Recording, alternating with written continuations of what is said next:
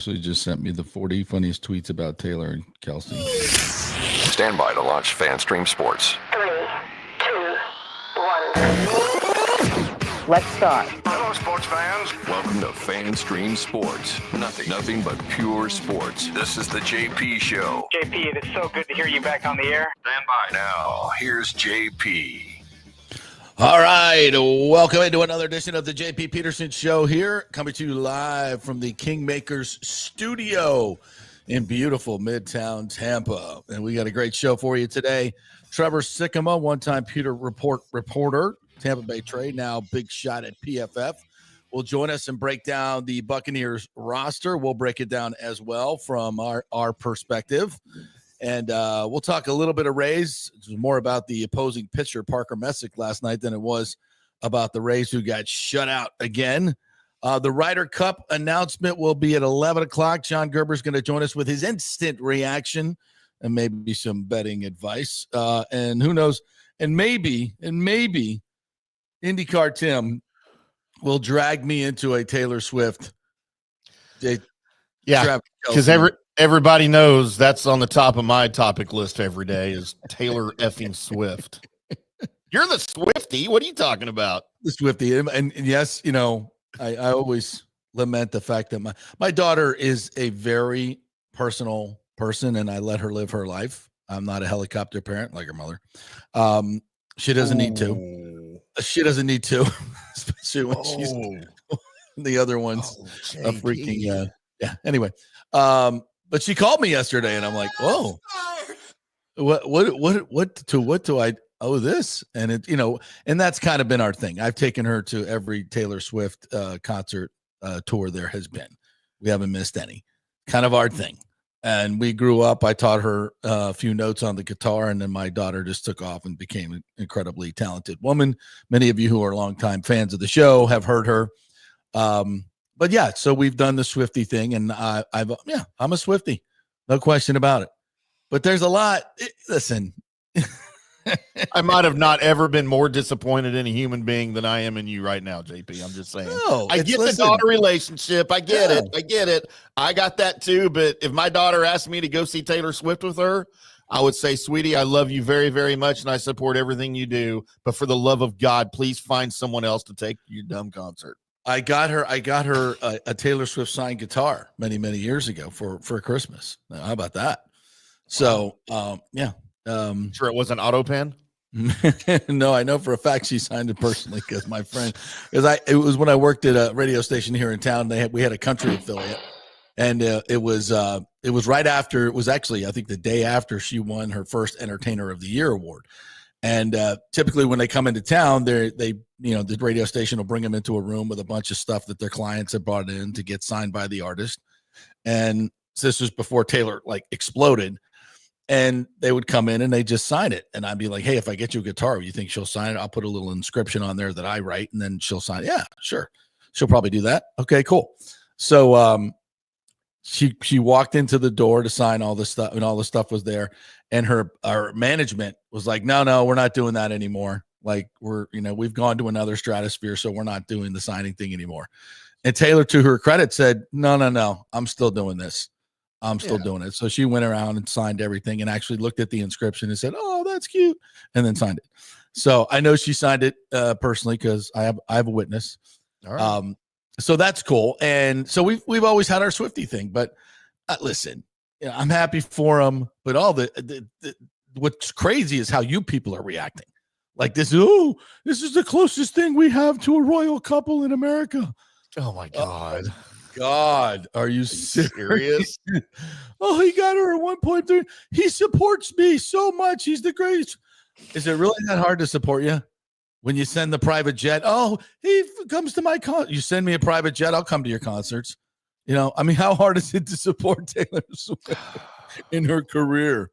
Is it really that hard? When she makes 8 times more money than you, and you both are just rich already beyond all comprehension of the normal person. Yeah. You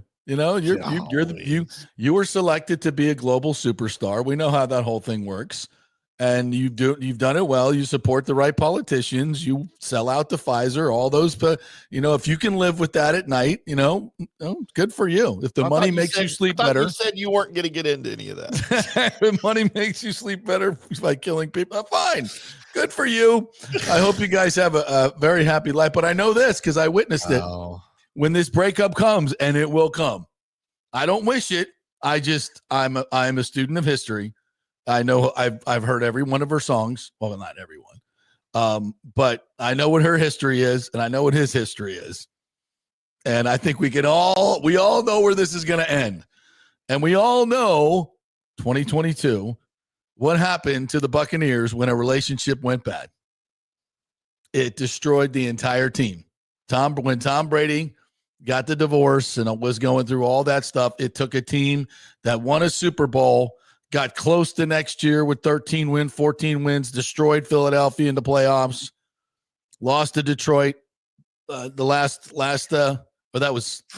was Baker. But the 2022 when they got to the playoffs, and then of course Antonio Bryan did his thing, the whole thing. But what happened? What destroyed that season? That was, of course, the breakup. Because Tom left training camp. So when this eventually happens, will it happen this year? I don't know. I mean, we all know she'll be the Super Bowl halftime. Please don't act surprised when that's announced. All right, please. We all know that's coming. And then you can start all of your conspiracy theories when Mahomes gets every call to get them to the Super Bowl. I mean, that's the part I hate, because that's going to be this constant narrative. Because listen, the Chiefs are a good football team, but the constant narrative every time they get a call, it's going to be, oh, here we go. They want the Chiefs in the Super Bowl. Taylor's going to play. The storybook finished. This is what's coming. Am I wrong? This is what's coming. It's already here, and they just got engaged. It was that way while they were dating. It's just that whole concept that the league is giving them wins, and it's bull crap. Everyone knows it. It's conspiracy, which I normally support, but it's the biggest bunch of horse hockey I've ever seen in my life. Yeah. I don't believe any of that garbage. Yeah. Have they gotten calls? Yes. Every team gets calls. It's ridiculous. Yeah. And like Brady got calls, it's like the Michael Jordan rules, right? It is what it is. And no, I don't like that, but it's a thing. All right. And it applies to a lot more teams than just the Chiefs. So what I don't like, I'm happy for them. Good for them. We need more love in the world, all that. But it's how everybody else reacts to it that is a pain in the ass. And now, so we're going to have to go through this whole narrative, through the whole series, when she's named the Super Bowl halftime. All this, we're going to be talking about it, or everybody's going to want to talk about it. We'll do our best not to here, but it's going to take over the narrative just like it has this week, and it is, and that's what I don't want. That's what I don't like. It's just meh. So to pull the curtain back before we came on the air, JP's like, "Are we going to talk about Taylor Swift and Travis Kelce?" And I said, no, not if I can help it. And then we just spent the first 10 minutes of the show talking about Taylor Swift and Travis Kelce. That's how you have to play it. You shows how much pull I have on the show content here. Well, it's the old Jim Rome thing. You act like you don't want to talk about it, but you really do, because all you people suck it up. But you act like you don't. I can't believe that. No, I can't believe we're talking about Taylor Swift. Right. You made me do it. You people made me do it. Chris Everett and Taylor Swift got engaged. And by the way, Rick, who says, please leave your man card at the shutter the way out. First of all, I don't need my music choices to define my manhood, Mick, Stick, Dick, whatever your name is. Okay? I'm just fine with that. But there is a certain, so I'm not going to talk about one more thing, though. There is a certain amount of, I don't know, irony to the fact that this woman has written all these songs about the perfect man and what she's searching for and how everybody's done her wrong. And then she falls in love with this meathead. Really? One of the things you like about her songs is the depth to them and the sincerity and all those things. And she pours her heart out. You think what you will, but you got to give her credit for that. And this Hollywood plastic type of ridiculous relationship is where you end up. It looks completely contrived. Look, have we all forgotten how this thing started?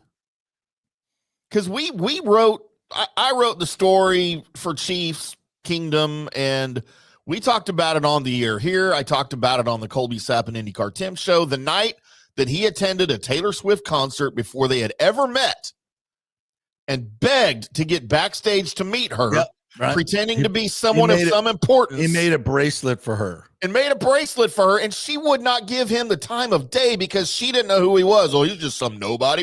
Why am I interested in this guy? And then all of a sudden she finds out, oh, wait, he's a football player.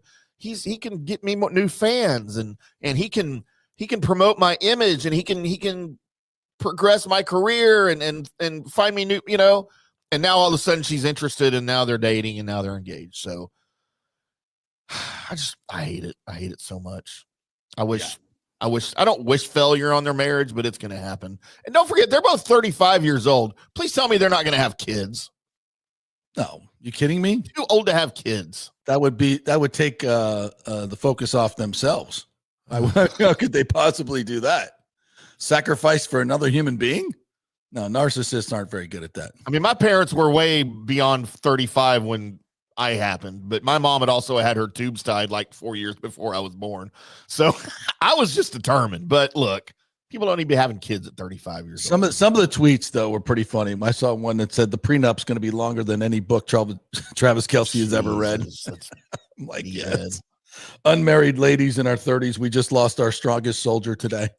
They can't commiserate. Oh, sorry. By the way, how bad do you feel for every guy that was going to propose to his girlfriend that day, but had to make the decision, should I still do it now here after the news that Travis did it, or we're just going to get lost in the shuffle because it's on the same day? I mean, I number one, I feel bad for a guy that's going to propose to his girlfriend anyway. This supposedly happened 2 weeks ago. So they went and did that whole podcast having already been engaged. Did she have a ring on in that podcast? No, obviously not. Somebody would have said, but didn't tell anybody. Well, how? That's not very transparent. The F's going on there. Seems like it was all fabricated. 13 minutes into the damn show, and you're still talking about Taylor Swift. Oh, I'm sorry. You're ridiculous. You know that's my passion. You're ridiculous. That's my. Hey, by the way, I told you not to bring it up. I just don't understand the physical appeal. I still think she looks like a 12-year-old boy. I don't understand what the attraction is, man. I'm sure she's a wonderful, nice, beautiful person. It's called I'm sure a billion with a B, bro. She's got a BBL, and the B stands for billion. You can do the rest in your own mind. Yeah, in drag. I swear. Yeah. I know you all hate her. I know many of you don't get it. But you have to grow up with a young daughter who loves Taylor Swift, and then it's a totally different deal. So, thank goodness my daughter. Thank goodness both of my daughters grew up loving Korn and Hole. Not Cornhole the game, but those bands. And Def Leppard and Holly Crew and Cinderella. I think I'm feeling better about my choices already. Are you serious? Oh, yeah, nothing wrong with that. I mean, all it did was lead my daughter to go to Belmont and become a very successful executive at Sony Music, which she is right now. Well, there you go. So I'd say it was a pretty good choice. No, it led to some good things. No, you did fine. Yeah, I think we're doing all right. Both my daughters are lesbians. Right, so where did I go wrong? It's not even a joke. All right. We definitely got to get to some football. Holy shizbang. Ralph Steinbauer, good morning to you. Said a lot of buzz around the USF game tonight. Well, yeah, there's probably a lot of buzz, but don't show up tonight, partner. It's tomorrow. Oops. Yeah. It is Wednesday, right? It is Wednesday. Tim, because you love your daughter, you won't go to the concert. Absolutely, 100%. We got to set. Even in love, there are boundaries. Okay. Yeah. Sergio's on it. It's like Taylor's not the type to settle down and get married. I don't see the engagement lasting. Well, how long is the contract for? That's all I need to know. Has she not ever been married before? Mm-hmm. So, What's that? Has she not ever been married before? I mean, she's been engaged like 20 times, right? No, I don't even know if she's ever even been engaged. Oh, she's just had all the boyfriends. Leave them, yeah. I think this is her first alpha dude, though. After a lifetime of betas. Does she not like date Justin Timberlake or John Mayer? Now we're into who she dated. Oh, Jesus. Can we stop? Who's the dude from One Direction? Didn't she date that guy? I don't know any of that, nor do I care to. Drake says, JP, we won't change the show. Coming up Friday, what dress will Taylor wear and what says about the environment? No, we're not doing. See, I came at this from a football standpoint. When this relationship goes bad, it's going to tear the team apart. Now, obviously, Travis is not the quarterback, but it will. And, what happens when Brittany Mahomes and Taylor start sniping at each other? Because that's going to happen. I think it actually has already happened. TBH. Dude, I had no idea she dated all of these idiots. Yeah. Yeah. Well, she dated Tom Hiddleston. It's called content. It's called content for your albums. That's what it is. Oh my God. What a whore. James says Bucs had the best team in 2021, but injuries to Tristan and Godwin plus Antonio going crazy. Too much to overcome. Should have been back-to-back Super Bowl. What about Tom's relationship? I mean, he was horrible that year. He was terrible. He wasn't. He left training camp, right? Yeah, for 2 weeks. Yeah, thanks to Giselle. Devin Garnett says, enough Taylor Swift talk. The whole thing is a joke. You're absolutely right. Shut up. Stop talking about it, Tim. Devin, that's my fault. Sorry, my bad. All right. Can we get to the freaking I don't know. I got 72 TVs in my studio, and 64 of them are talking about Taylor Swift and Travis Kelce. And they're on sports channels. Well, that's what Ash said this morning. When she woke up, she's like, God damn it, my entire feed is nothing but Travis and Taylor. My entire Facebook feed. I'm like, I hate it so much. I know. And mine is too. And it's like, I don't even subscribe to any of the freaking pages you do. Oh, Stephen A is up here talking about him right now. Rick says, I never thought anyone would supplant Stu, but damn if Taylor Swift doesn't live rent free in JP's head and all. So now we're gonna have a picture of Stu and Taylor in the background. Can we do a little collage like they do on pardon the interruption? Yeah. Anyway, so ridiculous. JP, keep skipping me. I was the first to comment. Oh, I didn't know I was supposed to just go by the first to comment gets mentioned. Oh, I did miss you. I'm sorry. So good morning, gents. So now that we have the final roster completed, how confident are you with the outside linebacker backups? It's the same backups from last year that didn't perform. Hope Reddick and Yaya perform. Damn you, Sergio. Asking a football question to start the show? Dude, we're trying to talk about Swift. Do you not know that Taylor and Kelly have been engaged? What the hell's wrong with you? How are you going to produce the show? What do you want? We're talking about football when everybody's talking about this? Damn it, Sergio. I'm glad I skipped you. We would have gone right to football, for God's sakes. I'm going to need more Jaeger. What the hell's wrong with you? Get out of here. You're fired as the producer. You would have dragged us right into football and roster cuts. Who the hell cares who the 53rd linebacker is? Nobody. There's bigger news. There's bigger news out there, pal. You want me to talk about the fourth-string defensive lineman when Travis spent $37,000 on Flowers? Who? Did he really? He did, yeah. For the proposal. That's almost more than my first house. Yeah. Talk about and wait till the wedding. Wait, you think that's wait till the wedding? We get to to go through the Bezos. Watch this grotesque display of wealth, and you all you minions can sit around and clap. Oh, her wedding dress costs.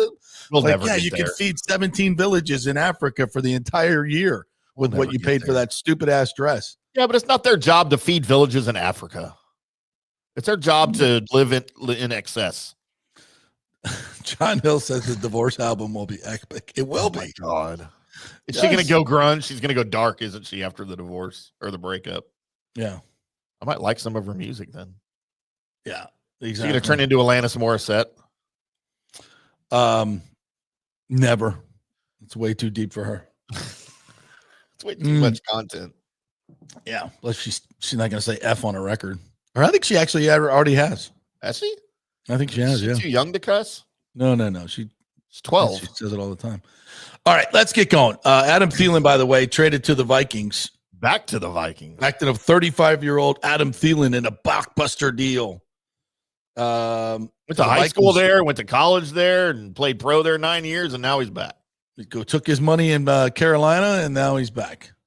It's a bit, but it does signal a bit of a give up in Carolina. You know, it's like, we're not going to be very good, so we might as well get something out of it. What's Dave doing up there already? It's what, a second year now? And listen, they were better at the end of last year. Bryce got better at the end of last year. It was they're definitely a team on the come. I think they did some good things bolstering the offensive line. I'll be interested to see what they look like, to be quite honest. I don't think they're going to be as bad as many people think. I've never been a Bryce Young fan. I just don't think he's durable enough or big enough to play in this league. But he looked really good. He looked the part last year. He played well against the Buccaneers, that's for sure. So, and again, who didn't? So anyway, all right. So let's get to the roster. All those guys out of Alabama are pretty much the same guy, right? The same quarterback. What's that? Every quarterback that's come out of Alabama has pretty much been the same guy, right? Talent-wise, like just not. They're similar, sure. Even going back to Joe Namath, man, he kind of was just kind of a spare. He just sort of caught fire there for a few years in New York, but I don't know. They all just seem the same to me. True. Including my good buddy Jay Barker, by the way.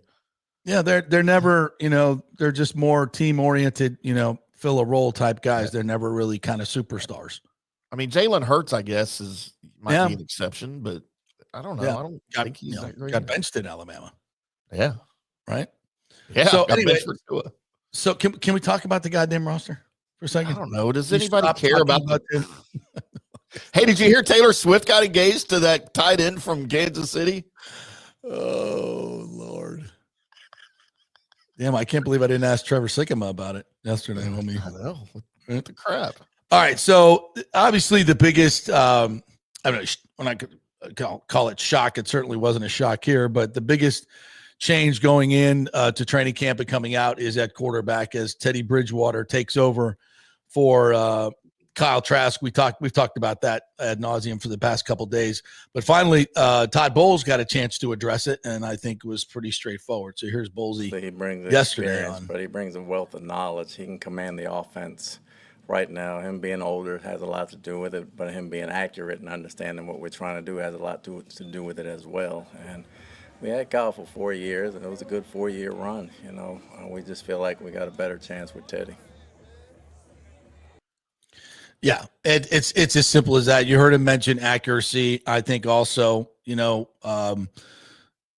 decision making, being quick. As I said yesterday, just go watch when Teddy plays, and watch when Kyle plays. And at that moment of decision, when the first read's not in there, Kyle kind of just freezes. And where Teddy's just moving on, he's either getting out of the pocket, making a move, extending the play, or getting rid of it, or finding a secondary receiver. And that's the way you have to play on time in this league. And Kyle never really was good at that. And I think with Josh Grizzard coming in, he wasn't tied to Kyle. And I think there's probably for very early on that you get some different eyes on the guy and you're not invested in the guy. And Josh is probably like, yeah, we can do better. And I know a guy that I work with in Miami who's better, and that'd be Teddy Bridgewater. So listen, let's hope that Teddy never plays. I have a sense that he probably will. The way Baker plays, it's, he's gone 2 years without missing a game. Missed a little bit of time. It came out of a game when Kyle got in there, but for the most part, he's been really durable. But the way he plays does give you a little bit of pause. So if Teddy is called upon with the weapons that this team has, I think they're going to be in good shape with a guy who's done it before, been there, won't be too, won't pee down his leg in the moment. Not to say that Kyle definitely would have. We just don't know. So it's much better. You'd rather have a little bit of certainty than just zero certainty, right? Yeah, it makes sense. So Baker and Bridgewater are your quarterbacks. They only keep two. I would expect Bazelak to be on the practice squad and not Kyle Trask. Running backs, they keep 4, which is interesting. Going in, maybe didn't think this, but Bucky Irving, Rashad White, who's healthy now, Sean Tucker. I think the best 3 deep in the NFL for my money. Yeah. And then Josh Williams, who was an undrafted free agent, Is that a Great surprise? story. I think so. Yeah, I think so. Right? Yeah, I think it is. He plays special teams. I thought he ran the ball really, really well, and also as a kick returner, showed some great ability to do that. So he can play special teams, and that's always going to be a leg up, and he's going to help you there. And he's a pretty damn good runner. If they have to go that deep, he's going to be a guy that can also, he's thick. He's a big kid. He can stand up in pass protection. So he's a nice number 4 to have. And I think in a great story, goes from undrafted free agent, and I believe he was a walk-on at LSU, and becomes a 53-man roster guy. It's a great story. Wide receivers, boy, has this kind of been an evolving thing. Mike Evans, Chris Godwin. Godwin passed his physical, by the way, yesterday. So, which is, I guess, when you pass a physical and you're injured, so it means everything else is good, and we're still working on that one thing. Yeah, because I don't think Chris Godwin's ready to play game 1, unless it's something. No, he's great secret that's been physical. He hasn't been medically cleared to practice. Those are different things, right? Yeah, exactly. So Ibuka, obviously, and then Tez Johnson, who has a 7th round pick, was never a lock, but I thought this last game he really proved something to me. Obviously he was out for 2 weeks. And I'm thinking, okay, you better come back and show something. So, when we say these preseason games don't mean much, to veterans, they don't. But for a guy like this, that game he had with 8 catches, 8 targets, the return game, that definitely solidified himself a roster spot, no question. And I think Tez Johnson making the roster ahead of names like Dennis Houston, who's a veteran, Jacob Harris, and Trey Palmer even. I think that says something about where he is in his development and how quickly he's developed in their scheme. I think they're happy with that. Totally agree. Ryan Miller, another great story. He's got some size to him, 6'1", 220. Used to be a tight end. He's just a reliable. He runs good routes. Baker trusts him. Plays special teams. He's the guy that can. You feel like if he goes in there, he's going to do the right thing. He's not going to run a bad route. It's going to cost you a pick 6 or anything like that. He makes combat catches. He's not going to overwhelm you, but he's just a solid guy. And if guys get hurt, you're gonna love to have him. And he plays special teams, so he makes it. Sterling Shepard, obviously as a vested veteran, they could have tried to get him to the practice squad. I never thought that was really a thing.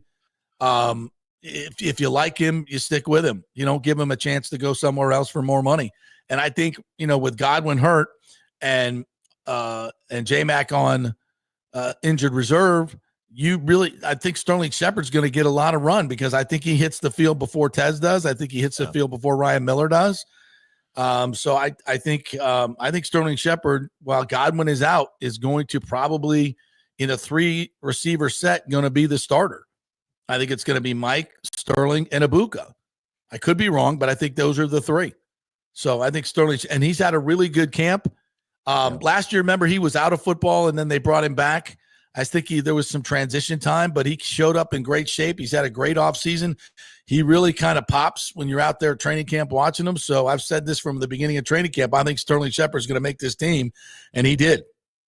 Cam Johnson, they keep Cam Johnson, number 19, who dropped a couple of passes, including a would-be touchdown pass. This one really surprises me. This was a surprise for me too. Yeah. I think. Yeah, I thought Cam was probably going to be a practice squad guy. I thought Palmer over Johnson for sure. There's something about Trey Palmer that they just didn't trust. It's pretty clear. So that makes sense. Yeah, I don't know what it is. I don't think he ever tracked deep balls like we thought he could do.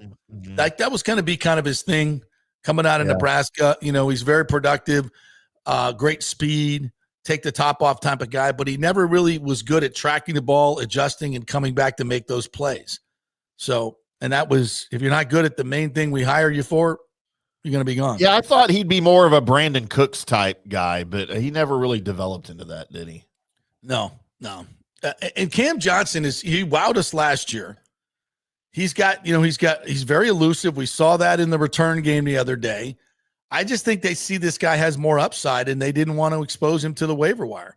Yeah. And so they kept him. I'm a little surprised, but I'm not saying it's a bad move, because I think he can help you if you get some injuries and maybe there's some gadget plays. He's a game breaker. He really is. And he's going to help you in the return game. Tight ends, Cade Otton, who hasn't played a whole lot, and I'm a little worried about with that hamstring, TBH. Payne Durham has really developed as a blocker, as a receiver. He's just become so much more confident in what he's doing. Devin Culp, I think, is the best receiver of the three, and clearly has a role on this team in that way. This could be a breakout year for him if I Otton think ends so. up being hurt or he's not. Yeah. 100%. Yeah. I like, Devin Culp, a 7th round pick, is really, really developed well. He and Payne Durham, and all three of these tight ends, I think, from the time they got here to where they are right now, have really developed. And that's a testament to the coaching staff. And Ko Keefe, Ko Keefe is just Ko Keefe. He's just a big lunk. How does he keep making this team? I don't know, bro. I love him. I love him, but you throw a pass out in the flat and he's got to turn his hips and catch it. It looks like a locomotive coming off the tracks, man. There's just no fluidity to it. If he has to reach over his head to catch a ball, it's 50-50. Yeah. I mean, you're just not going to throw him a lot of balls, but he's a really good blocker. He's great on special teams. You can use him in a lot of different ways in terms of being a lead blocker. So he keeps making it. There's something that they like, and special teams is part of it. Yeah. All right. On the defensive side, defensive line, Vita Vea, Kalijah Cansey, Logan Hall, Greg Gaines, Elijah Roberts. No surprises here, except the fact that they got rid of Mike Green. That was a little bit of a surprise to me. I don't know if they have the depth here that they need. They got 5 guys. So was this Sua Opeta thing? Was that just injury? Has he just not ever come? I know he started the last preseason game, but is he just not going to be ever 100% again? That's offensive. I'm sorry. What were you talking about? Oh, you went D-line first. I'm sorry. D-line. Yeah, going D-line first. So, so that I think they're a little thin up front there, to be honest. So we'll see if somebody is added there. I think Mike Green probably get to the practice squad if they can do that. Offensive line, Wirfs, Bredesen, Martin, and there's no surprises here at all. I think the only surprise here is Chukwuma makes the roster. I don't know if he's ready to play. I really, really don't. From what I've seen in practice and in the games, he looks great. He looks the part. He's 320 pounds. He's not fat. He has great feet. He's just really raw. This will be his 3rd year of playing football. He comes from Africa, played at Georgia State, played no football growing up.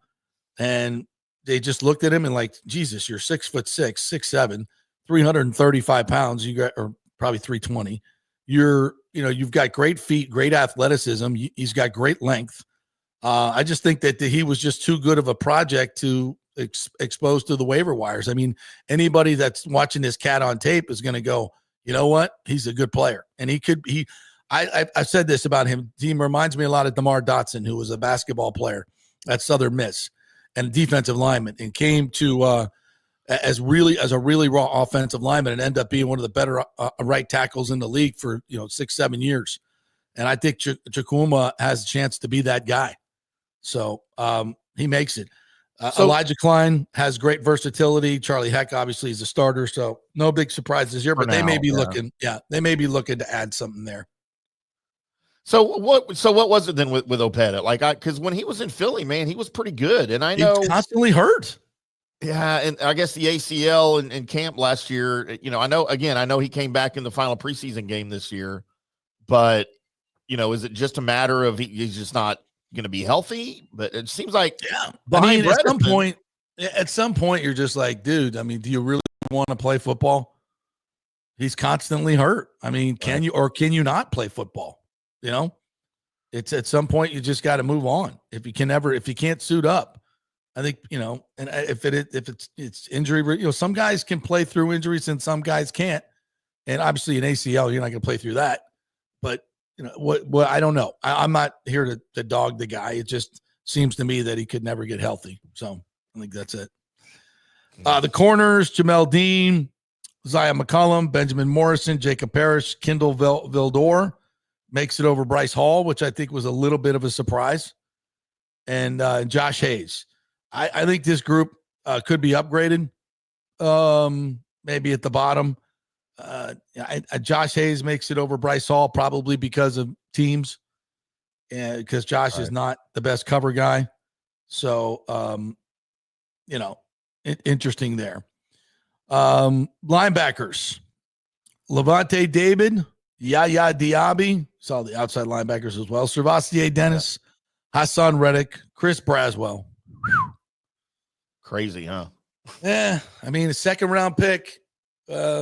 Everybody told us he was going to have a breakout season. We certainly didn't see it in preseason, and he played a lot.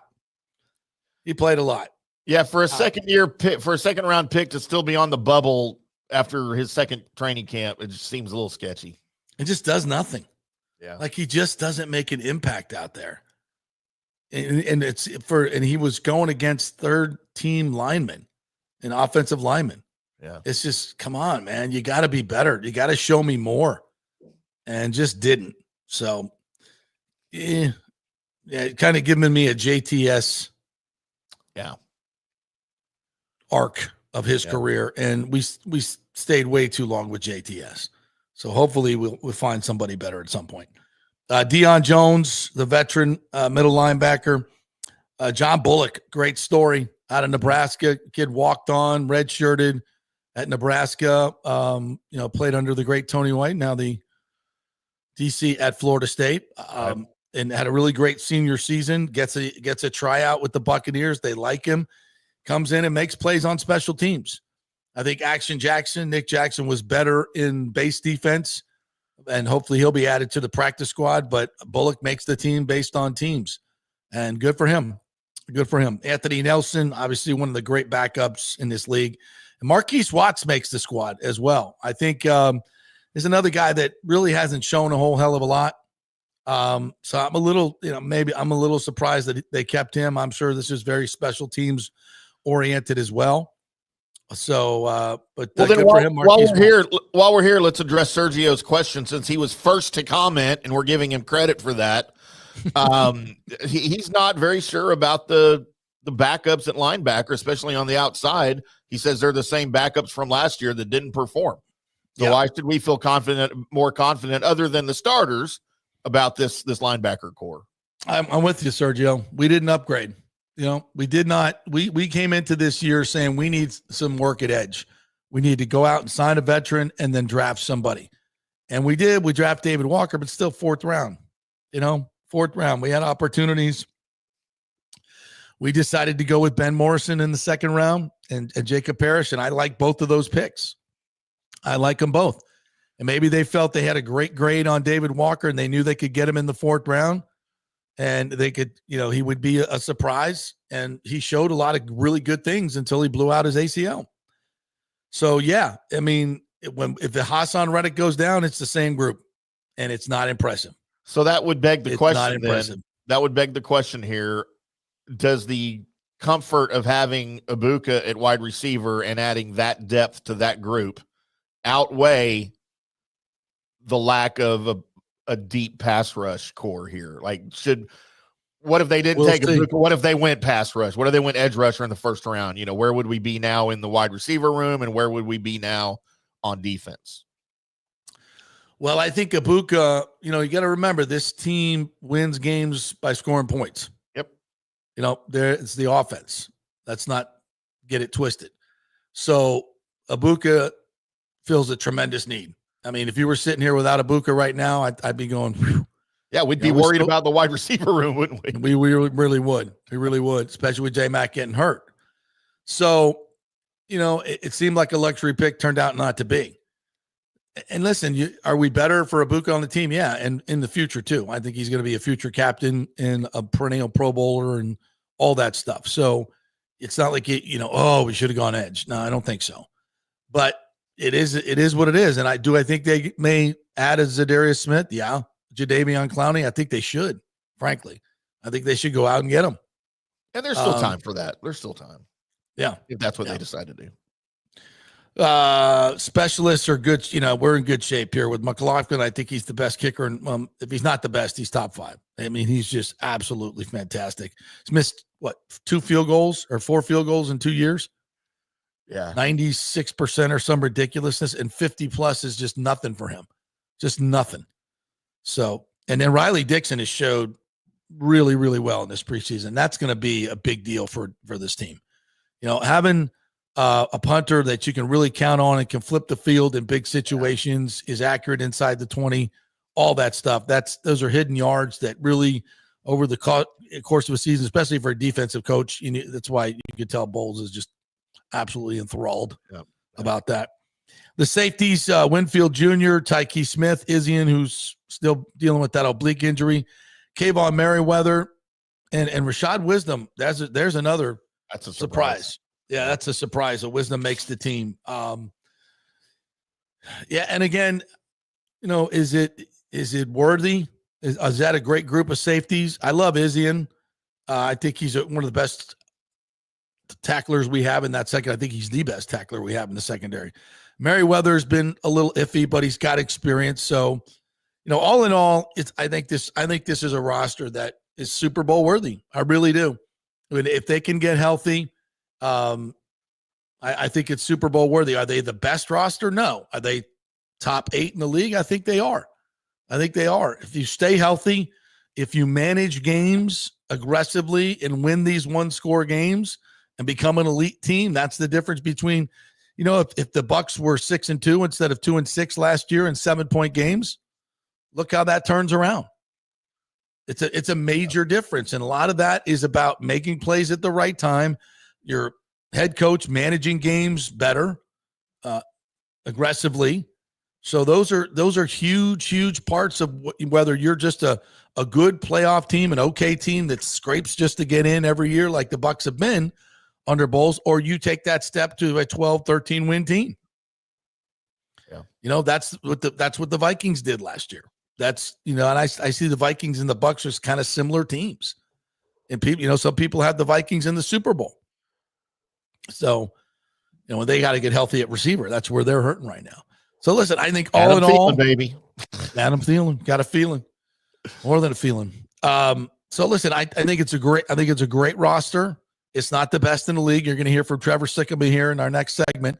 He'll tell you what he thinks and what the you know, he mentions as a weakness something that I didn't see. So stay tuned for that. All right, let's take a break. We'll come back on the other side, and we will hear from said guest, Trevor Sikkema, PFF, former Pewter Report reporter, now a big shot at PFF. Great dude, handsome fella as well. Just got back from his. Anybody want to know about his engagement and his honeymoon? Anyone? Bueller? Probably not. We are brought to you by the great folks at the Jeeves Law Group, JEEVES lawgroup.com. They are local, they are trusted, and they get results. Go with a local law firm and not one that has gazillions of lawyers. You want to be a priority to the law firm that you're with, and that happens at the Jeeves Law Group. JEEVES lawgroup.com, not a Turkey spokesman. Offices Tampa and St. Pete, and the great folks at Onsite Construction, FL.com. Onsite Construction, Jason Fawcett is the owner over there. He will come out to your house personally, inspect it, look at what you could do if you're looking for add-on, renovations, whatever you want to do. You want to build from scratch, they do that as well, commercial and residential. Go to the website, OnsiteConstructionFL.com. See all the great pictures and the 5-star reviews. Back in 3 with Trevor Sikkema. Experience the art of driving at Genesis of Tampa, where luxury meets innovation and every detail is crafted for you. From the bold G70 to the refined GV80, Genesis delivers power, elegance, and technology years ahead of its time. Book service online, and our Genesis Experience advisors will pick you up and drop off your vehicle. If available, you can enjoy a courtesy car while yours gets a complimentary interior vacuum plus a generous offer for your trade. Every new Genesis comes with the Miracle Advantage Plan, 10 years or 250,000 miles of powertrain warranty and 4 years of complimentary maintenance. Visit us at 801 East Bears Avenue or online at genesisoftampa.com. Genesis of Tampa, luxury redefined. Italiano Insurance would like to congratulate the Bucs on their 50th anniversary season. And you know what? We've been here for every season and then some, over 60 years in business. We've seen some smart coaches with great game plans, but if you don't have flood insurance or business insurance, that's a terrible game plan. That could ruin you financially. You don't want to take that L. So call 813-877-7799 and let their friendly agents quarterback your insurance and save you big money. Italiano also sponsors our FSU report every week. So go Noles. 813-877-7799 or go to italianoinsurance.com. JP here for Riveters, our new official sports bar and grill of the JP Peterson Show. And just like our show, no BS, no corporate chain feel, just amazing, authentic folks serving great comfort food in a casual atmosphere at unheard of prices. Riveters is located just south of Raymond James and Steinbrenner Field on Dale Mabry, walking distance to the park. So free parking, great place for pregame and postgame. Let's talk about fresh food. Nothing is frozen. Burgers, wings, prime rib, roasted fresh daily, never frozen. That makes a huge difference. The mahi, the salmon, also super fresh. All our sauces are original recipes made in-house. Our Warhawk chili and fully loaded potato soup is made fresh in-house. It's the best food anywhere, served by people who actually care. Riveters on Dale Mabry, just north of 275, just south of where the Bucs and Rays play. We'll see you there. Are you looking to renovate your home, rebuild after the hurricanes, or build your dream home from scratch? Well, let me tell you about my friend Jason Fawcett and On-Site Construction. They have over 1,450 satisfied clients, 25 years of experience, over 500 designs, and a talented team of over 40 construction professionals. They believe building something exceptional begins by truly focusing on all the details, even the smallest ones. We understand that construction can be a daunting process, and we're here to make it as smooth and stress-free as possible. Quality is non-negotiable at On-Site Construction. We use the finest materials, employ the most skilled tradespeople, and adhere to the highest industry standards to deliver a product we're proud of and that you're going to love. Our project management is meticulous with a focus on completing projects on time and on budget. Your happiness is our primary driver. So give us a call at 813-579-5789 or check out our incredible website at onsiteconstructionfl.com. Are you having legal issues with a business partner or other legal business issues? The attorneys at Walters, Levine & DeGrave can help. Call 800-616-0384 for a free consultation. At Walters, Levine & DeGrave, we've redefined what a law firm can be with top-tier attorneys, personal service, and 26 years of success. From business law to civil litigation, we deliver smart, client-focused solutions. Walters, Levine & DeGrave recently won a $6.4 million jury verdict from a large real estate developer, and they can win for you too. Walters, Levine & DeGrave. Let's solve it together. Not attorney spokesman. For a free consultation, call 800-616-0384 or go to walterslevine.com. Offices Tampa, Sarasota. Let's go. Right now, back to the show on FanStream Sports. All right, welcome back to the JP Peterson Show, brought to you by the great folks here at Kingmakers. We're coming to you live from the Kingmakers studio. It is a really cool private club here in Midtown Tampa. It's by day, a place where you can work. We have some private offices, a little work area out in the sports bar area. And yes, we have a sports bar as well, a full bar here, TVs, lounge chairs, all that for you. So you can work here and then you can play at night. We got a golf simulator here. We got a full production studio here that is also part of your membership. Yeah, so you can do podcasts right here from the JP Peterson Show studio. So it's a really, really cool place and great place to network as well. So if you're a young entrepreneur or an established businessman, you need a little spot in Midtown Tampa, Kingmakers Tampa is the way to go. So check out the website and find out more at kingmakerstantampa.com.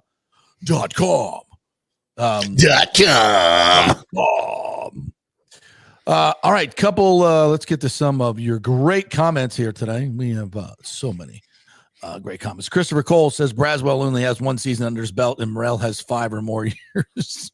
Here we go. Disappointments. God, I hope, Braswell is going to be the JTS and just be a pair of shoes for 4 or 5 years. I just think, we can do better. Yeah. Braswell's career arc is Christopher Morrell. Very, very true, Phil. You could put those two together, but again, yeah, I think Braswell still has some time to put it together, but you just don't see the twitchiness. You don't see the power. You don't what's his go-to move? What is he really good at besides sticking to offensive tackles? I Ren Dax Thinking says he spent 2 weeks in Italy, then had his clubs flown over so he could play golf in Ireland for a week. True story. Who are we talking about here? Did I miss that? Yeah, I don't know who we're talking about. Who spent 2 weeks in Italy? Going backwards. You got to go in order, JP. I guess so. Yeah, I tried to get the latest first. I know, because Sergio will get after me. Yeah, I wasn't here first. Yeah, you should always go in order. What is this? Instead of Taylor Swift and Travis, Carla meets Eileen. I still can't say her last name. She's the Bucs sideline reporter. Oh, no. Very nice young lady. Does a great job. It was Carla. Let's have her on, and then she can tell us how to do it. Okay, let's do that. Morning, gents. Your thoughts on David Portnoy being banned from OSU game? He wasn't banned. They're just not he's not part of the on the dais inside group at Fox. He can still, but I guess they banned Barstool from setting up there. So yeah, it's a little childish. I think he met Carla Metz. She's the Panthers sideline reporter. It's Carla Metz, not Carla Meets. Carla Metz. Okay, that must be who he's talking about. I guess we're talking about hot sideline reporters right now. I don't know where that came from. Okay. Like something I would initiate. Yes, obviously. Yes, you would. I'm shocked that you haven't. Yes. We do a segment on the Colby Sapp and IndyCar Tim show occasionally called the Hot News Girl of the Week. Mm-hmm. Where I just pick a random local news girl from around the country and we do a bio on her. We've even had a couple on. James, that's what I said. 8-9 2022 season was when Brady left his wife. Yes. Yeah. Yes. The 13-1 season, where the 13-1 season was the year sharp? before. Bring that back up there. He just accused us of not being sharp. That's exactly what we said. No, I did screw up the playoff thing. That was Baker. But what my point was, we won a Super Bowl, then we won 13 games, and then we went 8-9. But then you corrected yourself. 8-9 year, 8-9 year was the breakup year, which is what hopefully happens to the Chiefs when she breaks up with Travis and the whole team disintegrates. But the NFL would never let that happen. Come on, where's the script writers? Do you think people don't like the Chiefs more because they win, like they're the dynasty of the day? Or do you think people hate the Chiefs more because of Travis Kelce or Patrick Mahomes? Like, is it a Taylor Swift thing? Or is it a winning thing? Or is it a Kelce thing? I think overall it's a positive for the Chiefs. Marketing and all that stuff and the NFL. Well, no, I get it, but you have people that don't like the Chiefs. Yeah, I know, but they probably always not like the Chiefs because they win and people hate winners. Teams that are exactly. Teams that are irrelevant, like nobody cares. Nobody hates the Browns unless you're in the AFC North, because just why would you? There's nothing to hate. But teams that are really good that win Super Bowls, like the Patriots all those years, everybody hated the Patriots because they won. They hated Tom Brady because he was on the Patriots and he was responsible for a lot of those. Mm-hmm. But like the Chiefs, there's a whole contingent of people out there that hate the Chiefs, and I guarantee you they did not hate the Chiefs in 2018. But is it now more because the whole Travis Kelce, Taylor Swift thing? Is it more because they're just winning and they're tired of them? Like if Travis Kelce retires tomorrow, it doesn't play this year, will a bunch of fans start liking the Chiefs again that hated them because of Kelce? That's my question. Yeah, I think that's I love the Chiefs. I love the Chiefs. But I effing hate Travis Kelce with a passion. Never liked him before he was with Swift. Before, yeah, I'm with you on that, 100%. All right, anything else we need to? Let's get to our guest of the day, Trevor Sikkema, a long time Pewter reporter, now with the PFF folks, doing a hell of a job nationally. He's on all the national shows, so he took time out to be on the JP Peterson Show. We thank him so much. And he will be a contributor throughout the year. Said he will come on.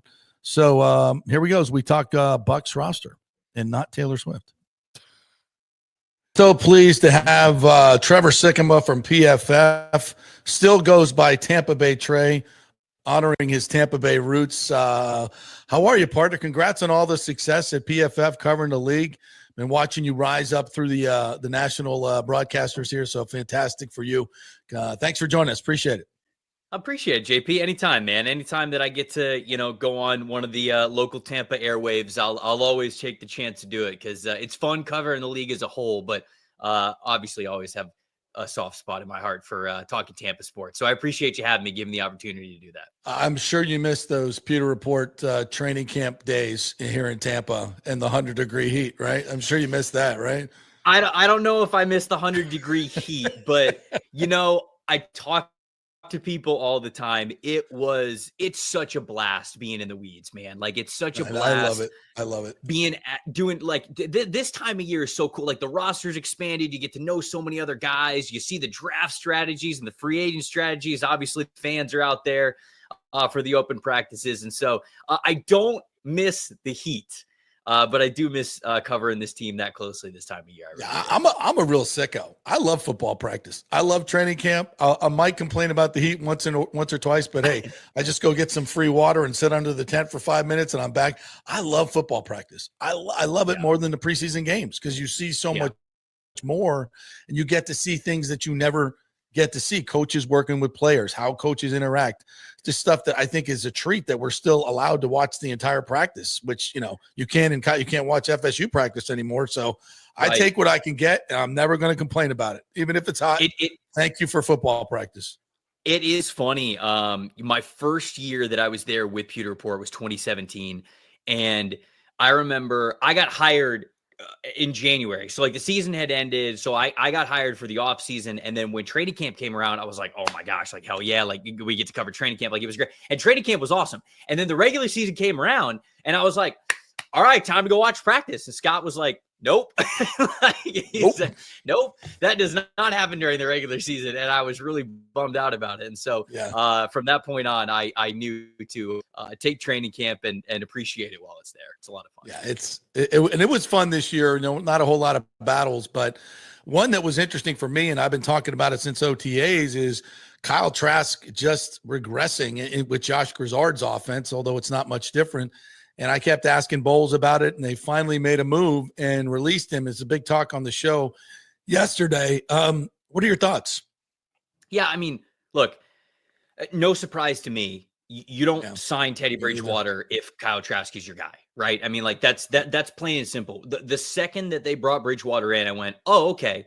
They're going to either cut or trade Kyle Trask. Like there's no, if you feel that good about him as your QB2, you're not entertaining this. Why would you do that? Now you can say to yourself, and of course, like the coaches, I understand they got to say what they got to say, like, oh, it's just, it's depth of the quarterback room. You can never have too many good quarterbacks, all that kinds of stuff. But the fact of the matter is you got to allocate money a certain way. And if you're bringing in Teddy Bridgewater, who's a veteran, who's obviously going to make a certain amount of money, you are moving on from Kyle Trask. And to be honest with you, I'm a Florida Gator. So I watched Kyle Trask and, I watched every single snap that he took. And there was a time where I was really caping for him to be the starting quarterback for the University of Florida because I felt like he threw a touch very, very well when he was in college. And obviously a very prolific offense while he was at Florida.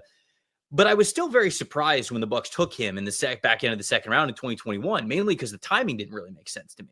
You were right in the middle of sort of Tom Brady being there. Why wouldn't a second round pick sort of go towards a guy who could really help the roster and maximize the winning window there? Very clearly they saw something in Trask that they liked, and they were hoping that he was sort of going to take the torch from Tom Brady whenever Tom Brady was done. But I never felt like Trask was kind of just as a personality, knowing him and his time at Florida. I never felt like he was an Arians fit. I didn't really have the arm strength or the way he sort of approached passing the ball deep down the field. It wasn't a similar way to the way Arians saw it. And so obviously Arians no longer the head coach anymore, but all that to say, Trask was around in Tampa longer than I even thought that he was going to be. So for him to get cut at this point in time, not a big shock knowing that Bridgewater is now on the roster and they signed him, but he even lasted longer in Tampa than I thought he was going to. I would agree with that too. And I think it was just a matter of time once they brought Teddy in as well. All right, let's look at this Bucs roster now that it's complete for the most part. They're still, getting, there's a few more. Trey Palmer was let go today. I don't know if he'll catch on someplace else. I think he might. But I think the big, obviously, as we look at it from 40,000 feet now, it's Ibuka, right? And at first I was like, I thought we were going edge here. And then the more I looked into Ibuka, the more I liked it. And then the more I said, well, Godwin's probably not going to be ready. And now we sit here going, God, thank God we got Ibuka. And I think he's going to be huge. Not since Chris Godwin have I seen a receiver as polished as him as a rookie. What kind of impact do you think he makes this year? Yeah, I mean, who he is as a player and what he has been at Ohio State over the last couple of years reminds you of a guy like Chris Godwin, who goes underrated for whatever reason, but he just does a lot of the things that you want him to do well. And to me, the Igbuka pick, I was shocked when it happened on draft night for the reasons that you said. I thought this was going to be an edge rusher. I was a big Donovan Ezeraku fan coming out of Boston College. I thought that he could have been on the table for them at that pick and really helped them at edge rusher. But to me, the Igbuka pick was the perfect encapsulation of what Jason Light has built for the Tampa Bay Buccaneers. And they have built a roster that they feel so good about. Maybe they don't think they're the most talented team in the NFL, but they think they have the right dudes on the team. The guys that are going to fit the coaching staff, fit the culture, fit the scheme. I know those are buzzwords that coaches like to say all the time. I genuinely believe the Buccaneers have that top to bottom on their roster. And I think because of that, because they know that they have some players that they can squeeze a little bit more out of because of their work ethic or how well they fit the scheme or whatever it is, it allows you the flexibility and the freedom to look at a player like Emeka Egbuka and say, we love the talent. I mean, let's be honest. If he wasn't playing behind Marvin Harrison Jr. and then Jeremiah Smith, we're talking about this guy as one of the most productive receivers in all of college football over the last 3 years. And this guy absolutely had NFL talent throughout all of that. So not only do you like the talent, but very clearly they loved who he was as a person. And they said, this guy is another Buccaneer, if you will, another guy that we just want in our locker room.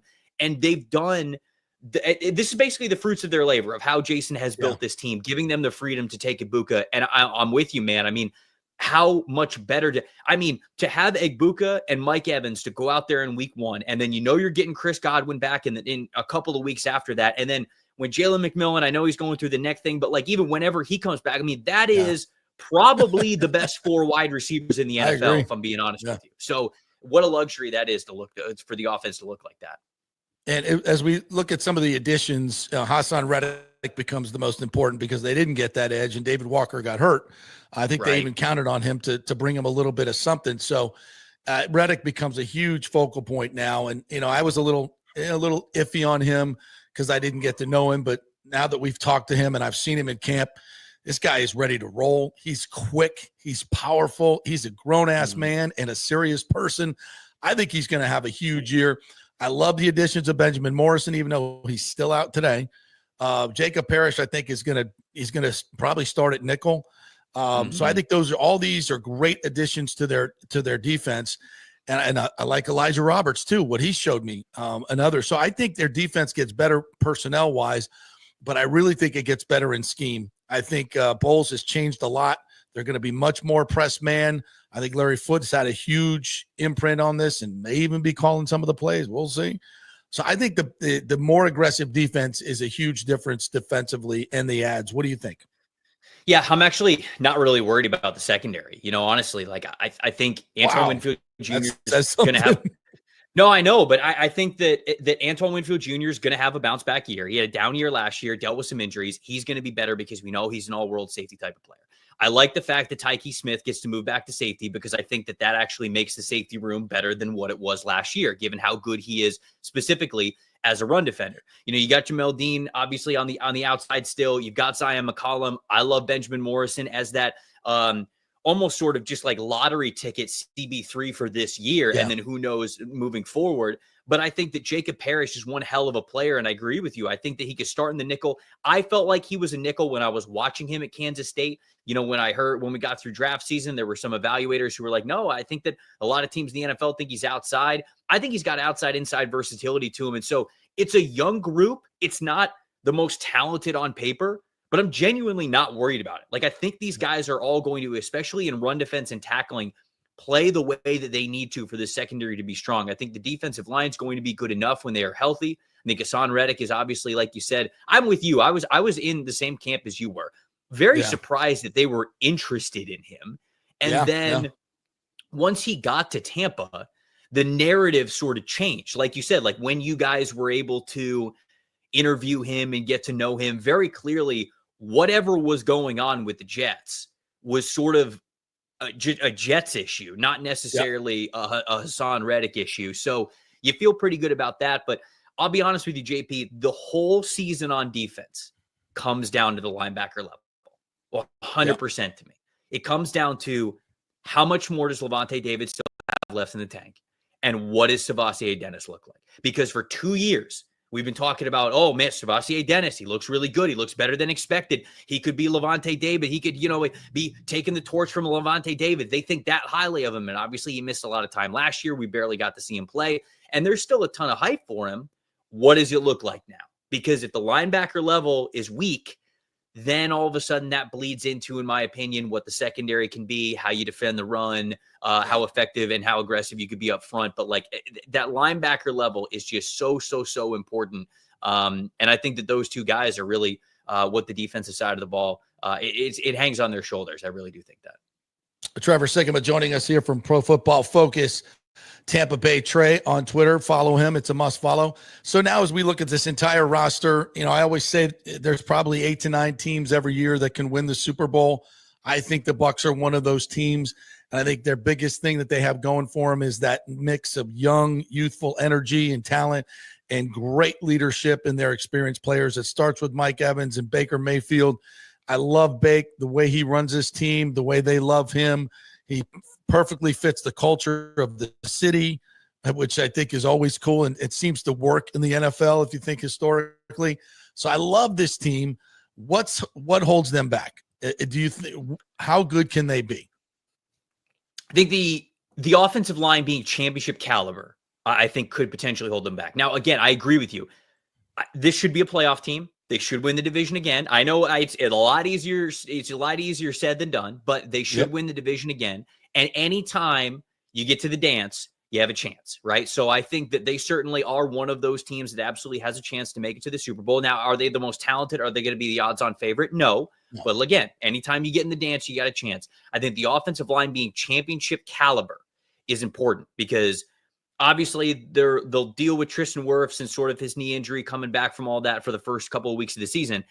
But really, it's just about what does this team look like in probably the final 4 weeks of the regular season and getting into the playoffs. Is this a championship caliber offensive line? Because I think it's going to be a good offensive line, but is this a championship caliber offensive line? I think that is a question mark. And then, like I said, linebacker level. I really do think that that's important for this team because if you're bad over the middle, when you get into the playoffs, and they have those are the kind of issues that you have where teams can pick you apart if you're not good enough over the middle. And so those are, I think, the two things that are really holding them back. But the rest of it, you got to love Baker Mayfield. You love the offensive weapons. Bucky Irving's a hell of a 3-down running back. You mentioned what they could be in the middle along the defensive line. And I think as that young secondary gets a little bit more experience when we get towards the playoffs, again, I think that they're going to play with their hair on fire and they got the right guys in that group. So that's sort of how I would look at that team and sort of their deep playoff run chances.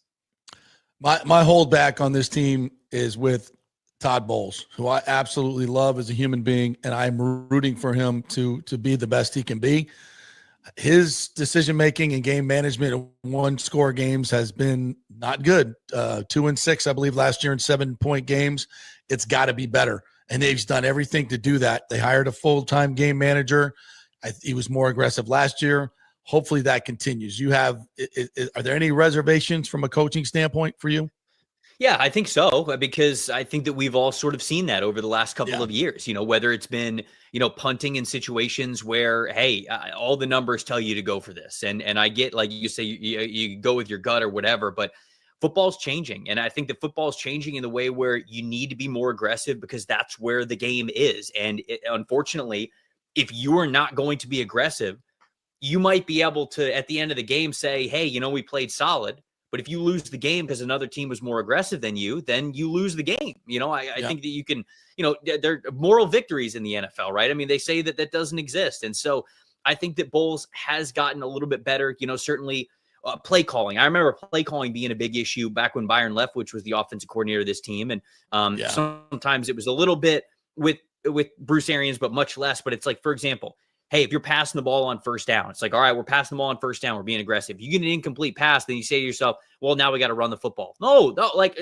I feel like if that's going to happen, you should do that so much less than what actually happened. And so you've got to be able to put yourself in positions to like actually pick up first downs and move the ball and score points. And You just have to, it's just more aggressive of a game nowadays. And I think a lot of the numbers really point to that. And I think that Bowles, and this often happens with defensive minded coaches, has been slower to adapt to that. So I do agree with you. I think that he has been a little bit better, and it's obviously good that they are thinking about it and taking actions towards it this offseason to be better. But I do agree with you. There have been times where Bowles' decisions have made it harder to win the game when the game has been on the line down the stretch. Trevor Sikkema joining us here. All right, couple minutes left. Let's get to the NFC South. Just a little overview. Are the Falcons good enough to finally dethrone the Bucs in this division? Your thoughts? I think the Falcons' offense is going to be good enough. I don't think their defense is going to be consistent enough. They have a lot more team speed on that defensive side of the ball from the guys that they have drafted and brought in. But Raheem's a good defensive coach, and so perhaps it all comes together really, really well, even with a lot of young guys that they're going to lean on. But the way that I look at it is I think the Falcons are going to be somewhere between 7 and 9 wins this season. I think that they're going to be a tough out, and I think they're going to score a lot of points with Michael Penix now as the full-time starting quarterback there with a good offensive line, Bijan Robinson, Drake London, all those guys there. But I just think that some weeks you're going to see that Falcons defense clamp teams down to less than 20 points. But I think there's going to be other weeks where you're giving up more than 28. I just think the peaks and valleys, it's going to be too high variance for the Falcons to get enough wins to be a double-digit win team and dethrone the Buccaneers this year. I think next year they'll get closer, and we can have that conversation a year from now. So that's sort of the way that I see the Falcons. All right, NFC Eagles still the class of the conference. I think I would agree. I would say that. I think so. I don't think they will dominate as much as they did last year. And I think that Washington's also going to be pretty dang good this year once again. So I think that they'll be, a thorn in their side. And I think that the NFC North is a gauntlet, man. Like the Bears, the Packers, the Vikings, and the Lions.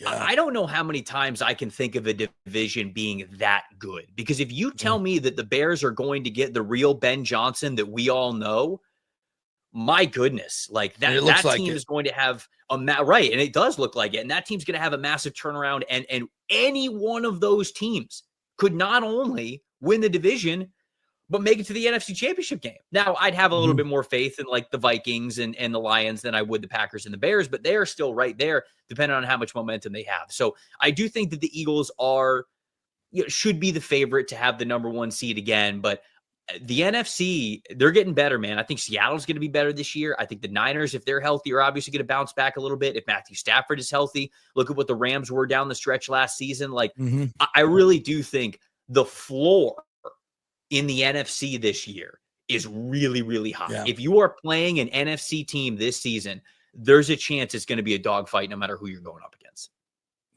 Thankfully, the Saints and the Panthers are in our division. AFC wise, it just seems like Kansas City, I think they're going to be better.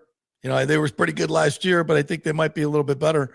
And you see any fall off for them? And is it the Bills and KC again? I'm not going to say it's a fall off for Kansas City, but I am going to say that I think it's going to be more competitive. Like I really do believe the Broncos they won't win as many one score games. Of course. Right. And so that's why it's like, I think that I think they will certainly have less wins, but with that being said, I think the Broncos could very well win that division. Broncos could be the best defense in the NFL. Yeah. I mean, look at what Nick's is doing just in the preseason. And I get it's the preseason. It's not quite regular season, but he had a time to throw average above 3 last year. I believe it was 3.02. In his 2 preseason games that he's played, it's been 2.60, 2.55. I mean, if you have this guy playing that confidently, getting the ball out of his hands, you might have the best defense in the NFL behind you. At that point in time, you've got a damn good offensive line in front of Knicks. Now you're just trying to figure out who the playmakers are other than Cortland Sutton in the passing game. Sean Payton's a hell of a coach. Obviously, a Super Bowl winning coach, a ton of success with the Saints. I really do think that they're going to be in that mix as well. The Texans, I think, are going to take a next step and be a force in that conference. The Ravens, the Bills, I think those are the ones that the Chiefs really have to worry about the most. All right, Super Bowl winner, who you got? Damn, I haven't even thought of this one yet. Super Bowl winner. you know, I kind of it's so hard to predict because it's all health oriented at the end of the season. I think the prediction that I gave for PFF is I think that it's going to be Ravens Vikings in the Super Bowl. And I think I would have the Ravens winning that game. I think the Ravens, again, are just top to bottom, one of the best teams in the NFL.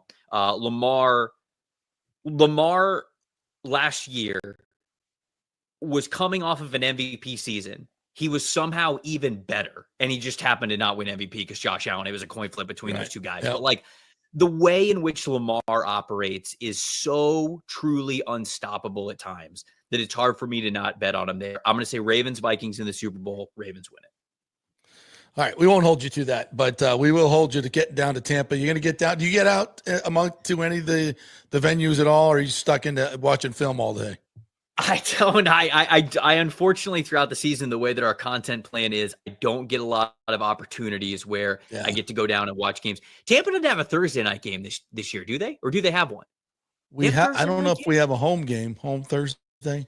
I know we got one Thursday game, but not a home Thursday. I don't think it's Thursday.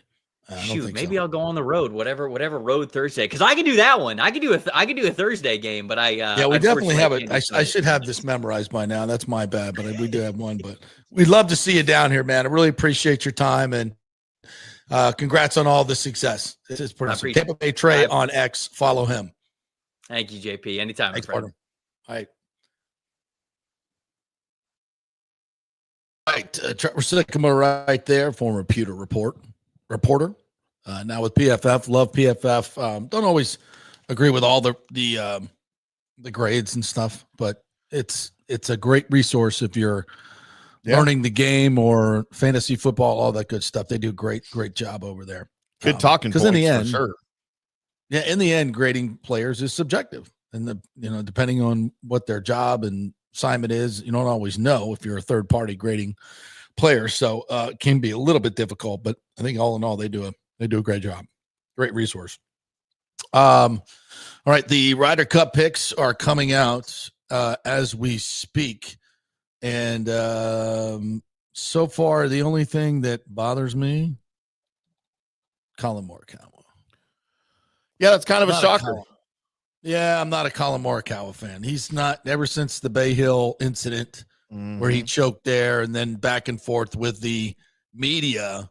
Doesn't seem like his head's been right. He hasn't played well. Now you're going to put him into this pressure cooker? I don't know. But I'm not revealed yet whether he's going to play. We're still in the process. Who in the world am I to question Keegan Bradley? Well, you're IndyCar Tim. God damn it. I'm not golf course Tim. Yeah. Ben Griffin has made the team. I like that pick. Cam Young has made the team. I like that pick as well. So Johnny Gerber will break it all down here in our 11:30 segment. So we'll get to that in just a bit. So quick break. We are brought to you by the great folks at Third Generation Plumbing. Third Generation Plumbing is where you need to go to get your new unit and make it an American standard unit as well. They are the best, most durable, most reliable, most efficient units. That's American Standard Air Conditioning and Third Generation Plumbing, a great combination to get your new unit that's going to last you long and give you a great cooling experience. And that is American Standard and Third Generation Plumbing. Go to thirdgenerationplumbing.com and get their free 1-year maintenance agreement as well with an installation. thirdgenerationplumbing.com. Tell them JP sent you. Back in 3. The Gold and Diamond Source is working every day to be your family jeweler. Right now, a $5,000 engagement ring with 0% interest can be yours for just $83. So don't let the holidays sneak up on you this year. Now is the time to get ahead with their in-store layaway. Trade in your old jewelry for cash. Gold has never been higher. The Gold and Diamond Source is offering the highest ever trade-in values for your gold and diamond jewelry. Now is the time to get your holiday shopping started. So come in now, relax, shop, and save at the Gold and Diamond Source. We love Julie and Steve Weintraub, great local philanthropists, and you can find them at 3800 Olmerton Road in Clearwater, where you'll always find the perfect gift. Only at the Gold and Diamond Source. Welcome to Kingmakers, home of the JP Peterson Show studio and Tampa's premier business networking and social club for members only. By day, it's an exclusive, vibrant co-working space with a stylish conference room, focus rooms, a full production studio, and an in-house marketing team. And by night, Kingmakers transforms into a sports-centric social hub with a full sports bar, golf simulator, and exclusive events. For young entrepreneurs and seasoned professionals, it's the perfect place to work hard, play hard, and make big moves in Midtown Tampa. Close the deal, celebrate the win. Only at Kingmakers. Become a member today at kingmakerstampa.com. Your business, your club. JP here for the Jeeves Law Group and my man Scott Jeeves, who lives right here and has long been a highly respected member of our community. He's a proud sponsor of the Tampa Riverwalk.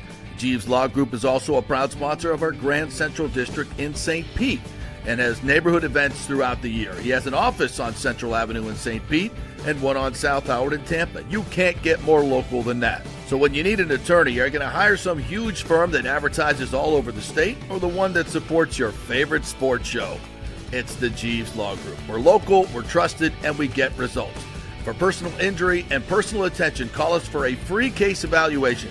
That's 8889-JEEVES. That's 8889-JEEVES. With this record heat in Tampa Bay, you better have your AC unit running at peak efficiency.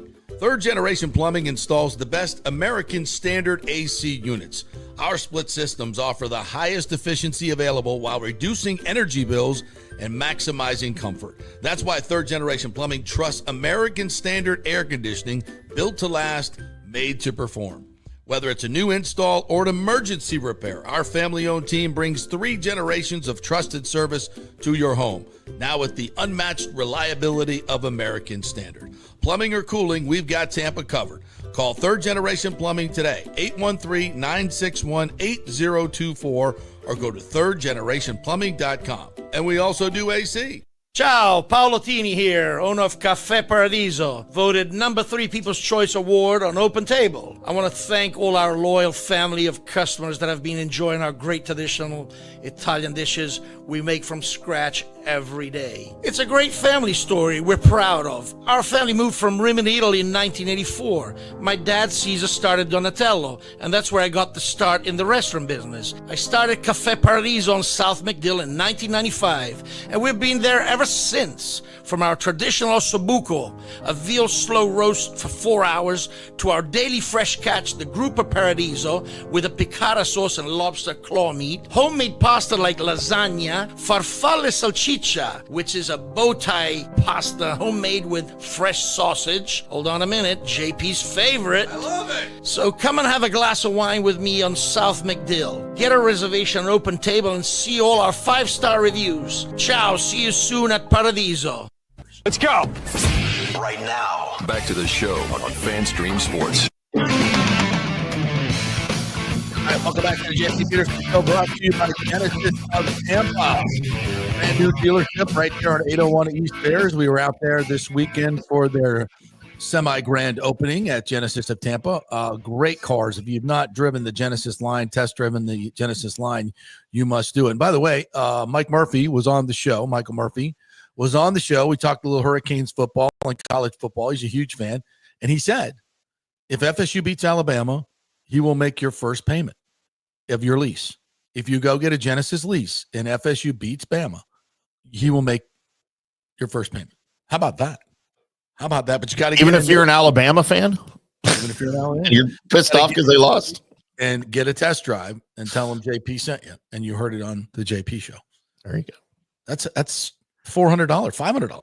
Like everybody's cheering for Florida State now. If you're trying to buy a new car, absolutely, that's a great deal. That's a great deal. But get on down, try the GV80, the G70. Great. The Sports Coupe is fast, luxurious. The value for these cars is absolutely insane. I've driven them all, and they are marvelous. I've driven a BMW, a Lexus, a Mercedes. I'm telling you, the Genesis is as good, if not better, and a lot less. So check it out, Genesis of Tampa, and get that free first payment. All right. Nathan Elliott has joined the party this morning. Talking about the Vikings, who Trevor brought up as his possible NFC pick. More importantly, Christopher Cole asked, speaking of Kelsey and Swift, I bet Taylor bought her own engagement ring. No, he evidently spent $1.3 million. Look, all you people want to talk about is Kelsey and Swifty. I mean, I can't help this. This is what you bring to the table. What am I supposed to do? Somebody else said, is Travis going to take her last name? Travis Kelsey Swift. Yeah, Kenneth McClary said, sorry, joined the show late. I'm trying to catch up, but got a big question. Does Kelsey take Swift's last name? Kelsey Swift.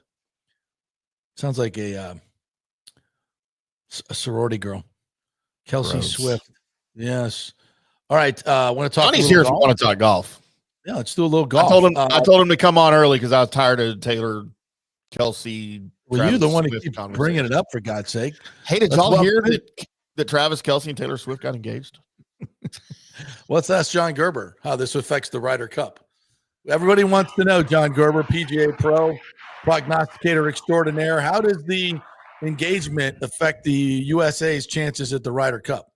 Well, let's just say this. We're lucky in golf that Taylor Swift is not a golf fan. She can keep her fandom to football. We're just She's not fine a with football that. fan either. Well, She's She's a Travis Kelsey fan. Well, that's not football. Yeah, you're right. But here's where I will say, I wish there was as much drama and people were talking about that than these Ryder Cup picks, because there was no drama here. There was a little drama. I had it pretty much except for one. I thought there might be a little bit of wrinkle, but when I pulled back the curtain a little bit, I think that the relationship, I thought Lucas Glover was going to get picked. I don't know if you guys seen the picks yet.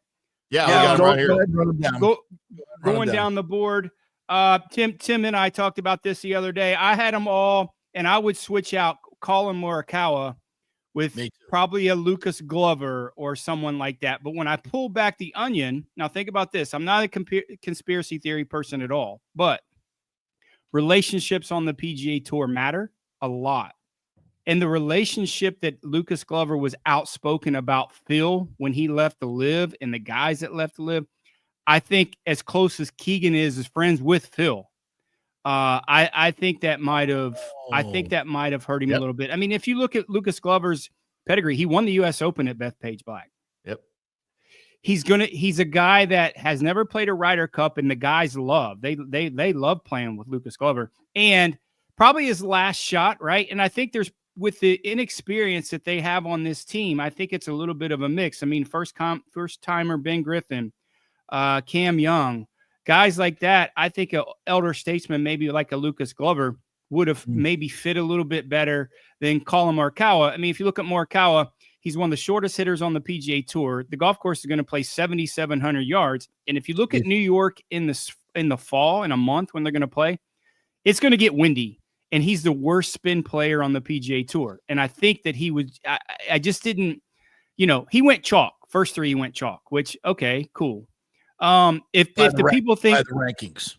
Yeah, by the rankings. And if people think that he was going to pick himself, that I told Tim that a month ago. He's not picking himself. He's not. Unless he automatically qualifies. That's the only way he would do it. Right. So let's break down your top 6 automatic qualifiers that got in were Scotty Scheffler, JJ Spawn, Xander Schauffele, Russell Henley, Harris Inglis, and Bryson DeChambeau. And so he comes out, Keegan Bradley, your captain, comes out today. He makes picks. His first pick, of course, was Justin Thomas. He's going to be the heartbeat of the team, as he often is. And he was also the number 7 guy in the Ryder Cup ranking. So that was like an obvious choice. Yeah. The second pick, Colin Morikawa, which I don't know that anyone's going to agree with for a lot of the reasons, including the ones Johnny just mentioned. It is his 3rd Ryder Cup team. He's had a huge up and down year. He hasn't been good, but I think Keegan Bradley was going for his experience here more than anything else because of the inexperience elsewhere. And by the way, Colin Morikawa is your number 8 your number 8 ranked in the Ryder Cup points. So it's not like he's a huge outlier or anything.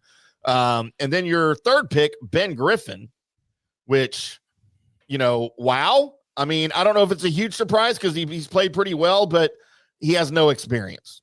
So you're going to have to make up with that for that somewhere else. And I think that was the Morikawa pick. The 4th captain's pick, Cameron Young, who happens to be number 14 in the Ryder Cup standings. but a big hitter. But it makes a ton of sense. He knows Bethpage Black. He's from New York. Well at Bethpage, yeah. And he's good at golf. So that's, no huge thing there. Golf. Number 5, Patrick Cantlay. I don't even know what to say about Patrick Cantlay, and especially his record. His record is great. His record is great. You compare him with Xander Schauffele. Listen, let's be honest with that. He's the only one that showed any guts in Rome. Anyway, he's the only one that fought back, in my opinion. So he was a lock. He was going to be a lock for sure. The 6th pick, Sam Burns. It's another guy that his name's been thrown around as having played really, really well of late. I think his locker room presence is going to be big for the team. So all in all, about Keegan Bradley not picking himself, he did say earlier today that he considered himself, like late in the process, he was going to play. But he said over the last couple of weeks, other guys stepped up and played better than him, and so he left himself out. But there was a point where he was going to pick himself. And I agree. I agree with that. I don't know if he was going to – he can say that, right? He'll say that all he wants. But I think that pressure of the guys wanting him to pick himself was the only way he was going to do it. And I think the guys coming up – I mean, if you look at the guys on the team, with the exception of Morikawa, they were trending well. They are playing well. Now, here's the rub with that. The Ryder Cup's a month away. So you could look at both sides of the coin with the guys that are playing well, and you have a month. And he's hoping that – Colin Morikawa's poor play over the last 6 weeks is going to change in a month. So you have two different sides that you're banking on that will win. I think Morikawa is, as poorly as he is playing, I think he's a bad mix. And I think he's in terms of his length. If you look at the guys, the other 11 guys on there, they're probably the top 50, 60 longest hitters on the PGA Tour when it comes to the rankings. There might be a couple that's really close. JJ Spawn, you don't think he hits it far. He does. Harris English hits it far. Henley hits it far. So I think he's a hard matchup. And again, like I said, if it's windy out there, which in New York in the fall, it gets windy up in the Midwest or mid Northeast. Sure. He's a terrible wind. He's the worst spin wind player on the PGA Tour. And, if you, even though he did win a British Open, it didn't get windy. It never got over 10-mile-an-hour wind. So he got lucky when it came to something like that. So listen, if I have any, I think he got it right. Just what my projections was. The only thing I would have stepped away from Morikawa and maybe found a Lucas Glover, or Wyndham Clark wasn't in the equation for anybody. Right. Trust me, with his antics that he's had over the past 7 or 8 months, no one wants that. No one wants to be around that. Well, so my thing with Morikawa is, number one, he's not playing well. Number two, to your point, Johnny, he's not a good horse for this course at all. Nope. His Ryder Cup record, 2 teams, 4-3-1, meh. Okay, meh. But I think to your point, there was better choices, and I think Keegan would have been a better choice. Number one, and I would have loved to seen him just pass it over the captaincy over to Tiger and say, I'm going to play. Tiger, you take over this. So is there a rule against that? Can he do that? No. Sure he can. That would have been such a charge into Team USA, which I think we really need. But do you want to give up being the captain of the Ryder team? No, and that's the great thing, right? You would do it with a wink, wink, nod, nod that you get it next time. No. You get it next time around, wink, wink, nod, nod, right. You get it. You get it. Maybe, but I think Tim made a great point is, you've been working towards this and you made a profound statement. Hey, listen, I'll play if I'm automatically qualified. That's the only way I'm going to do it. He was hard on his stance. I think his consideration came from the pressure of the other players. Hey man, we really want you to play. He finished 11th in the rankings, by the way. And going back to say, listen, I can better serve you guys. I mean, let's be honest, after the ass kicking that they got 2 years ago, if they don't dominate here in New York with the presence and the leadership of Keegan Bradley, they're in trouble. And the formidability of the European team, if you look down that list, with the exception of, obviously Scotty Scheffler and, dominating the world, they're a better team. Yeah. We don't know who they're going to pick yet, but I have a pretty good idea who they're going to pick and who they're not going to pick, and they will be a better team. So do you have the list, Tim, of the European standings right now of who? Yeah. So your top six Euro qualifiers: Rory McIlroy, Robert McIntyre, Tommy Fleetwood, Justin Rose, Rasmus Højgaard, and Tyrrell Hatton. Okay, so you got to believe that John Rahm's in for Mhm. sure. I mean, that's a given. Could you go down that list? So we got 5 left. Rahm, Yeah, John Rahm, by the way, ranked 24th on the list. Your next 6, if you wanted to go straight points, Shane Lowry. he's My in. name is Sepp Straka. In, Ludwig Oberg. in, Victor Hovland. in, Matty Fitzpatrick. in, and that's it. I mean, look at that roster. And then Matt Wallace, would be I mean, 12, look at that team. Rory, McIntyre, Fleetwood, Rose, Højgaard, Hatton, Lowry, Straka, Oberg, Hovland, Fitzpatrick, and Rahm. And Rahm. Holy shizbang. I mean, listen, that's pretty good. I think that's the best team that they've had in a long time. I would agree. And I would and agree. this is probably the most excited I've been for the Ryder. I was excited just for the press conference, just to see a little bit of, a little bit of drama, which was great. But the hard part is going to be from 30 days of trying to contain your enthusiasm. But for the gambling part, this is one of our favorite events. I mean, you get we getting rid of the match play, right? Really, that was kind of our bread and butter for a long time in terms of our matchups. But now we got the Ryder Cup, and there's a lot that goes into the Ryder Cup. You got to realize when it was last played over in Rome a couple years ago, how do you pair these guys? And I think Keegan's experience about pairing guys, I think, is going to bode well, especially when we really falter in the alternate shot format. And that's a big thing. Who do you pair guys with the same golf ball? Who do you pair guys with that club's the same, right? So that's the familiarity or with the players is a big key when you start pairing them up. Who's going to play with alternate? Ben Griffin and his Max Fly Tour ball? He's the only one who uses the Max Fly. Lexi Thompson, they're going to bring her off the bench. She's a staffer too, right? Nothing wrong with Lexi Thompson. Yeah, I mean, and it also a little bit in these next 30 days, it kind of going inside the ropes a little bit. They'll be playing together a lot, and they'll be testing, different guys' games, and obviously, especially with the season kind of, there's a few events for the fall for the guys that didn't finish in the top 100. But they'll go out and play, and they'll play with different pairings and see who's can be Will comparable. They go to Bethpage and play? Oh, absolutely, they'll go to Bethpage. Absolutely, they will. And what they'll also do is they'll start working on the course setup. The players will, along with Keegan Bradley. Hey, this is what we want. This is what we think we can do. How do we want the golf course explain to play? that how the home team gets to do that. Yeah, so they have specific parameters. Like they have to let the opposing team know what they're doing. They just can't go in and then Europe comes in and be super surprised. There's some boundaries there, but they certainly have the control of the golf course.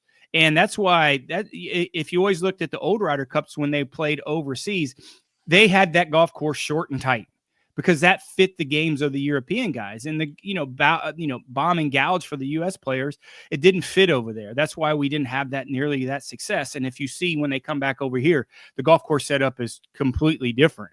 And that is the role of the captain in knowing your team and knowing your players, that they'll go in and they'll still, hey, we want the rough 5-inch thick. We want the greens 14s. We want every advantage that we can. That is the opposite of the European team and what they're used to playing. So, yeah, there's not going to be surprises, obviously, with the respect that Luke Donald and Keegan Bradley have for each other. They want to win this fair and square. They don't want to win it to put potholes in the rough and don't hit it here, right? They're not going to surprise them with bear traps out by the sand traps, Dude, I think they should allow that. That would be awesome. Yes. That would be cool. Happy Gilmore. We're going back to the Happy Gilmore that you love, but dude, always Happy Gilmore. We should set up drink stations at the beer stations at the end of every hole. So because we know the Euros like to drink more than our guys. Well, they play better that way, so that's an advantage for them. Shane Lowry will be hammered by the end. Let's just say you got to take 2 shots for an eagle, 1 shot for a par, and if you par or 2 shots for an eagle, 1 shot for a birdie. If you par or worse, you don't have to do a shot. That way, it's going to balance out, your play. You're the only one can put bar golf into the Ryder Cup, Tim. The only person. It is a worldwide competition, and the world loves to drink. That's all. Didn't say it was a bad idea. I'm just saying you're the only one that could think of it. But that would bode right into the Europeans' hands because they're used to playing golf and boozing. So, we want to take that advantage away from them. Okay, my bad. Good day, mate. Bad thinking there. I'm trying to look up, see if there's any instant odds on the Ryder Cup right now. By the way, Luke Donald will announce his 6 captains picks on Monday. Yeah, So Monday. We'll have that for you. And it'll be early because it's like 2:00 Britain time, which is like 9 a.m. Eastern time. So it'll be early that day. If you know anything about Luke Donald, he's pretty calculated and he's pretty predictable. So that list that we have, I mean, who are you going to take off that list and who would you add? Right. So I think that those 6 guys that we talked about. Yeah. Here's the only guy that I think that might have an issue. I know he's been sick for this past month or so is Sepp Straka, and him not qualifying on his own maybe hurt him a little bit. So maybe his health will kind of stay attuned to his health. But does who he would have you put in? throat? Does he have septic throat? Sepsis. My name is Jeff. So, but who would you as a world-class player, who would you substitute for Sepp Straka? I don't see anybody on that list that would jump out to me. Thomas Dietrich. Bring me the head of Thomas Dietrich. That's who they've done that before, and that failed. Trust me. All right, they're Euros. Yeah. So, listen. People. I'm excited about it. This is the most excited I've been about a Ryder Cup in a long, long time, just for the venue and the teams that we have. And, I think it's going to be great. Obviously everybody wants that heavyweight match, Rory and Scotty, right? I mean, and if it's close going into the last day to the singles, I mean, you talk about JP, wink, wink, nod, nod. That's what you do. You want to get golf ratings. That's what you do is Rory. And don't think that there's not a frozen ping pong ball in those draft things or the things that they do, like the NBA. There's a gentleman's agreement. Hey man, this is what we want. And the PGA pushing and ratings and things that would go off the charts. That would go completely off the charts. As the home team, do we get to choose who in the singles matches, who matches up against whom? They will go. They usually do a coin flip in terms of who goes first. There'll be an agreement because every day is a little bit different, right? So you have your days before, and they say, okay, you go first one day, we'll go first the second day. So they'll figure out some sort of system. But I certainly, I mean, there's going to be so many really cool, intriguing matchups. I mean, I haven't dove into it yet. We'll talk a little bit about From the Rough tonight when I have a little more time. But obviously the Georgia connection with Harris English and Russell Henley. I mean, you pair of those guys great. Obviously the Xander and Cantley deal is going to be great. And then you look at Scotty and Sam Burns, 2 great friends that's played a lot of golf together. So I just think the matchups are going to be really intriguing when it comes to that for the U.S. team. Man, I can't wait. Are you going to be down here at all, Johnny, at the end of September so we can have some watch parties? I might be cooped up in my bed, just recovering a little bit. Oh, that's right. You've got your transition surgery. I forgot you're doing that this week. Yeah, I had to go buy different pants today, so that's my goal. Good to know. Good to know. All right, partner. Good luck in that endeavor, my friend. By the way, it's going to be fun tonight on From the Rough, 5:00 Central, 6:00 Eastern, right here on FanStream Sports. Yeah, we'll be watching. Absolutely. We'll have some more time to digest this and see if the odds change at all. Although I think the U.S. looks like they are slightly favored. I don't know. I don't know if that should be the case. Team. It's like that 3-point home advantage, right? I think that's about all you get there. Yeah. All right, partner. Great stuff. Appreciate it. We'll be watching right. from the Thanks, From fellas. the Rough podcast tonight. All right. Let's do another quick break. And when we come back, get to all the final comments here. Got to talk a little Rays baseball, too. As a local kid, put it on the Rays last night, big time. Hey, we are brought to you by the Gold and Diamond Source. Always. Hey, listen, where do you think Travis went to get that engagement ring? Well, it should have been the Gold and Diamond Source. If he was smart, we know where he went. Smart, he should have gone to. But he's a meathead. Yeah, he's a knucklehead. No, he would have found the best prices, the best selection. He could have designed the ring himself, or to her liking.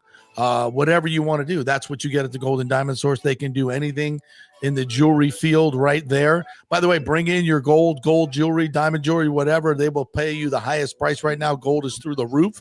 So that's a great idea as well.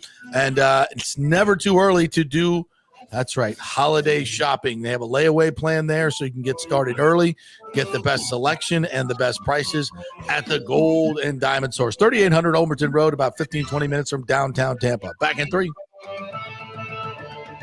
JP here for Riveters, the official sports bar and grill of the JP Peterson Show. We're located just south of Ray J and Steinbrenner Field, so it's a great pre- and post-game spot, and the happy hour is amazing. Monday through Friday, 3 to 7. Check out these specials.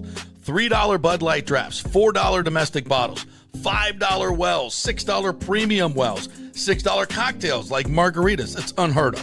And the Riveters food is freshly made daily. No freezers. Happy hour food specials include $3.50 tacos and barbecue sliders. $6 you get edamame or chips with the beer cheese, which is amazing. $8 buffalo chicken dip, my favorite. The truffle fries, chili cheese fries, also $8 at happy hour. As well as other specials throughout the week, including Taco Tuesdays, you get $3 tacos, and Wing Wednesdays, 7 o'clock to 1 a.m. in the morning, you get our amazing wings, 5 for $5 and $5 wells and wines. That's a good Wednesday night. So if you're tired of the preppy, overpriced, generic sports bars, come see the amazing, friendly bartenders and staff at Riveters, where customer service really matters. Riveters, just south of where the Rays and Bucs play. We'll see you there. Experience the art of driving at Genesis of Tampa, where luxury meets innovation and every detail is crafted for you.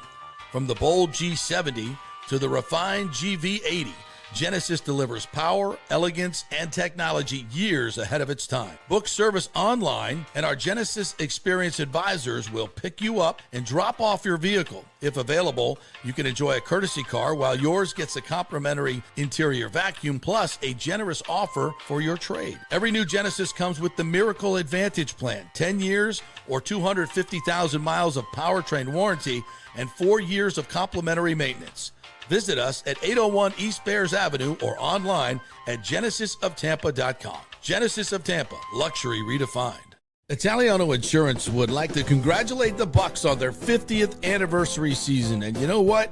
We've been here for every season and then some, over 60 years in business. We've seen some smart coaches with great game plans, but if you don't have flood insurance or business insurance, that's a terrible game plan. That could ruin you financially. You don't want to take that L. So call 813-877-7799 and let their friendly agents quarterback your insurance and save you big money. Italiano also sponsors our FSU report every week, so go Noles. 813-877-7799 or go to italianoinsurance.com. JP here for my friend Jason Fawcett, owner of On-Site Construction. They do residential and commercial renovations and new construction. As a leading home builder and general contractor, On-Site Construction prides itself on transforming homes through superior craftsmanship, dedication to client vision, and an unmatched commitment to quality and service. It's about building relationships. We take the time to understand our clients' needs, preferences, and budgets so that we can deliver a personalized experience tailored to their unique vision. From the initial designs to the final touches, we're there every step of the way, ensuring that the end result mirrors your vision. Here are some testimonials from happy customers. G. Gibson says, no hidden costs, very honest, reliable, creative, and communicates well. Reasonable and fair with their pricing, no hidden costs. C. Smith said, did not disappoint. I'm very happy with the work. This company really cares and will take care of it. So if you're just thinking about building or renovating, give us a call and let's see what's possible. 813-579-5789 or check out our website at onsiteconstructionfl.com. Are you having legal issues with a business partner or other legal business issues? The attorneys at Walters, Levine & DeGrave can help. Call 800-616-0384 for a free consultation. At Walters, Levine & DeGrave, we've redefined what a law firm can be with top-tier attorneys, personal service, and 26 years of success. From business law to civil litigation, we deliver smart, client-focused solutions. Walters, Levine & DeGrave recently won a $6.4 million jury verdict from a large real estate developer, and they can win for you too. Walters, Levine & DeGrave. Let's solve it together. Not attorney spokesman. For a free consultation, call 800-616-0384 or go to walterslevine.com. Offices Tampa, Sarasota. Let's go. Right now, back to the show on FanStream Sports. All right, welcome back to the JP Peterson Show, brought to you by the great folks at Italiano Insurance. Make sure you get your homeowners insurance right. 40% of you are underinsured, so you got to have enough if something were to happen. That's important. Get your flood insurance. Obviously, that's important. Get your business insurance. If you don't have all three of those things and it's not right, you are being exposed. Do not be exposed. And go to Italiano Insurance. They will call you right back if they don't answer. Well, they'll answer right away. You'll get great customer service. The great folks at Italiano Insurance. 813-877-7799 is the number to call. All right. We got breaking news. Very interesting story here. Uh-oh. This is developing. FBI officials confirm a home inside the prestigious Avila community in Tampa has been raided by federal law enforcement. Large presence of SWAT vehicles, EMS, and unmarked vans under escort observed going in and out. It's from Fox 13 Tampa. Who lives there? We don't have an address.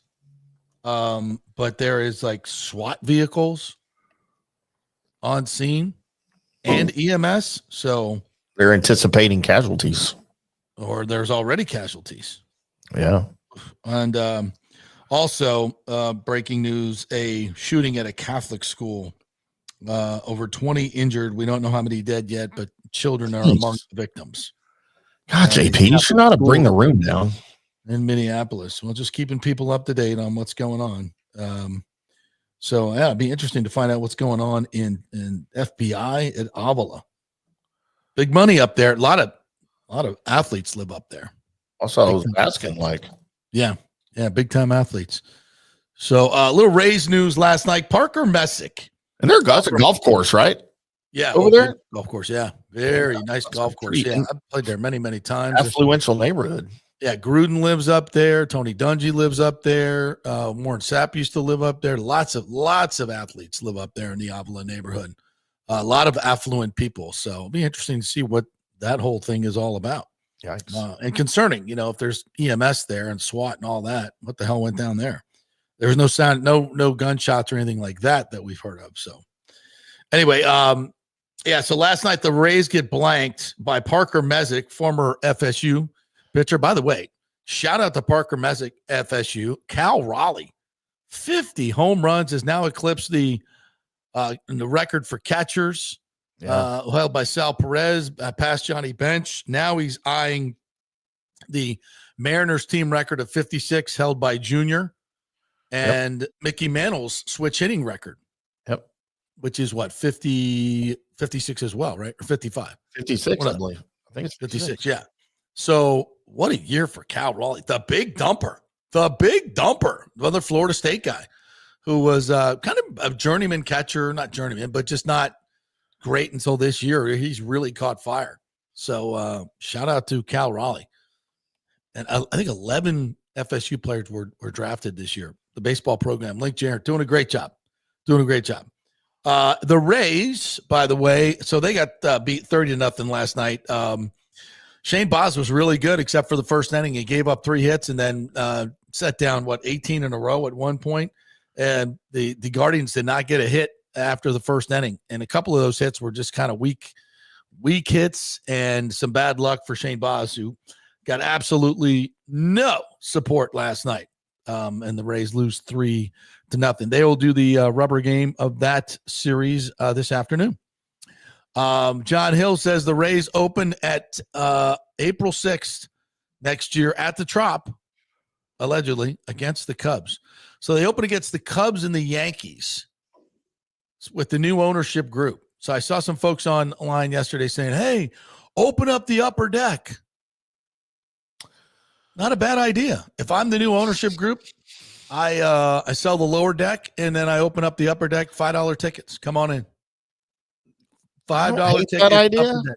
But I think I do that. I think I do that after you sell out the lower bowl and all that. Then you open up the upper deck, right? Or you just start selling $5 tickets around the upper deck just to start. Yeah, maybe you incentivize the fans and say, hey, support us. Once we get to 80% sell out of the lower deck, we'll open the upper deck for $5. And then they'll start giving away the first 15,000 patrons get a mason jar full of water that we sucked out of the dugouts from Hurricane Milton. Oh, that's all going to be sold before Stu gives up the team. The gift shop. Get your dugouts. Yeah. So evidently they're going through with this drop fix, which is going to be very bare bones, to say the least. But it depends on what the new ownership group does. Maybe they want to do some things. So there's a lot to be done for the new ownership group when they come in, and I'm looking forward to it. And I think they're going to really embrace kind of their St. Pete roots as they move forward with the new stadium in Tampa. I don't believe there's any chance at all that they build in St. Pete. That's the whole reason that they got this gig from Major League Baseball, so they could build a new stadium in Tampa. So I can't wait for all those announcements. But yeah, let's support the home team at Tropicana. Let's support the new ownership. Let's sell out the Cubs and Yankees season opener and get it going. And we'll see. Hopefully they'll sign Caminero to a long-term contract. We'll see if hopefully they go out and get a power hitting left fielder. Maybe upgrade the bullpen with another arm and the starting pitching. We'll see if Shane comes back. They got a chance to be a really good baseball team with Caminero and Carson Williams at short. Hassan Kim, if he comes back, he's got a player option for I think $16 million, which will not bother the new group as it would make Stu very uncomfortable. And what a kick in the crotch that would be to Stu too if they sold out the upper deck. Screw you, man. Yeah. His middle finger. Well, listen, I think you're going to find out that there's a lot of people that have been waiting for Stu to leave so they can re-embrace the Rays. Yeah. I think there's tens of thousands of Rays fans that will come back with this new group. And they should. Yeah.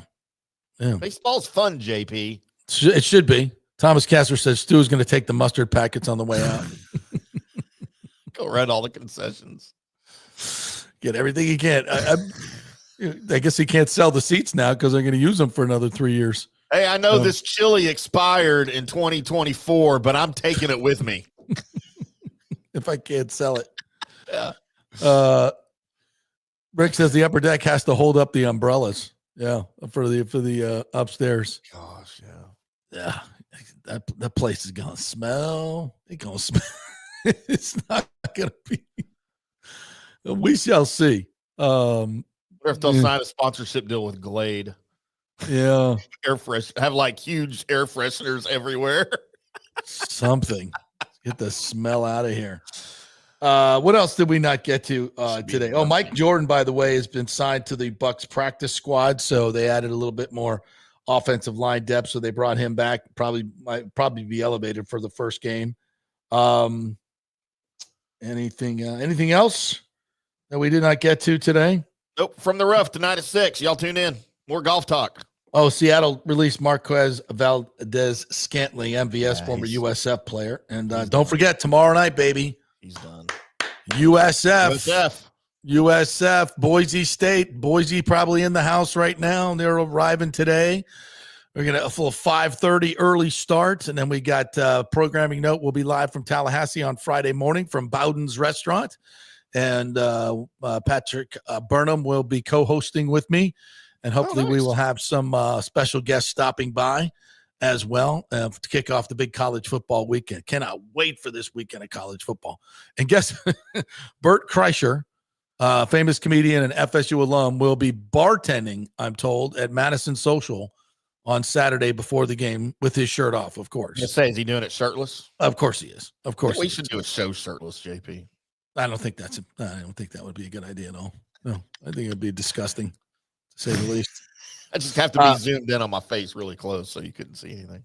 All right, you kids, thank you very much for joining us. Big thanks to Trevor Sikkema for joining us today, Johnny Gerber for joining us today on our Ryder Cup Instant Reaction. Hope you enjoyed all that. Don't forget to like and subscribe. And if you want to support our independent journalism, that little QR code there down to the left, you can send us some cash for that. That's always helpful. Super chats are always open too. So we appreciate all you guys supporting the program. We will see you tomorrow.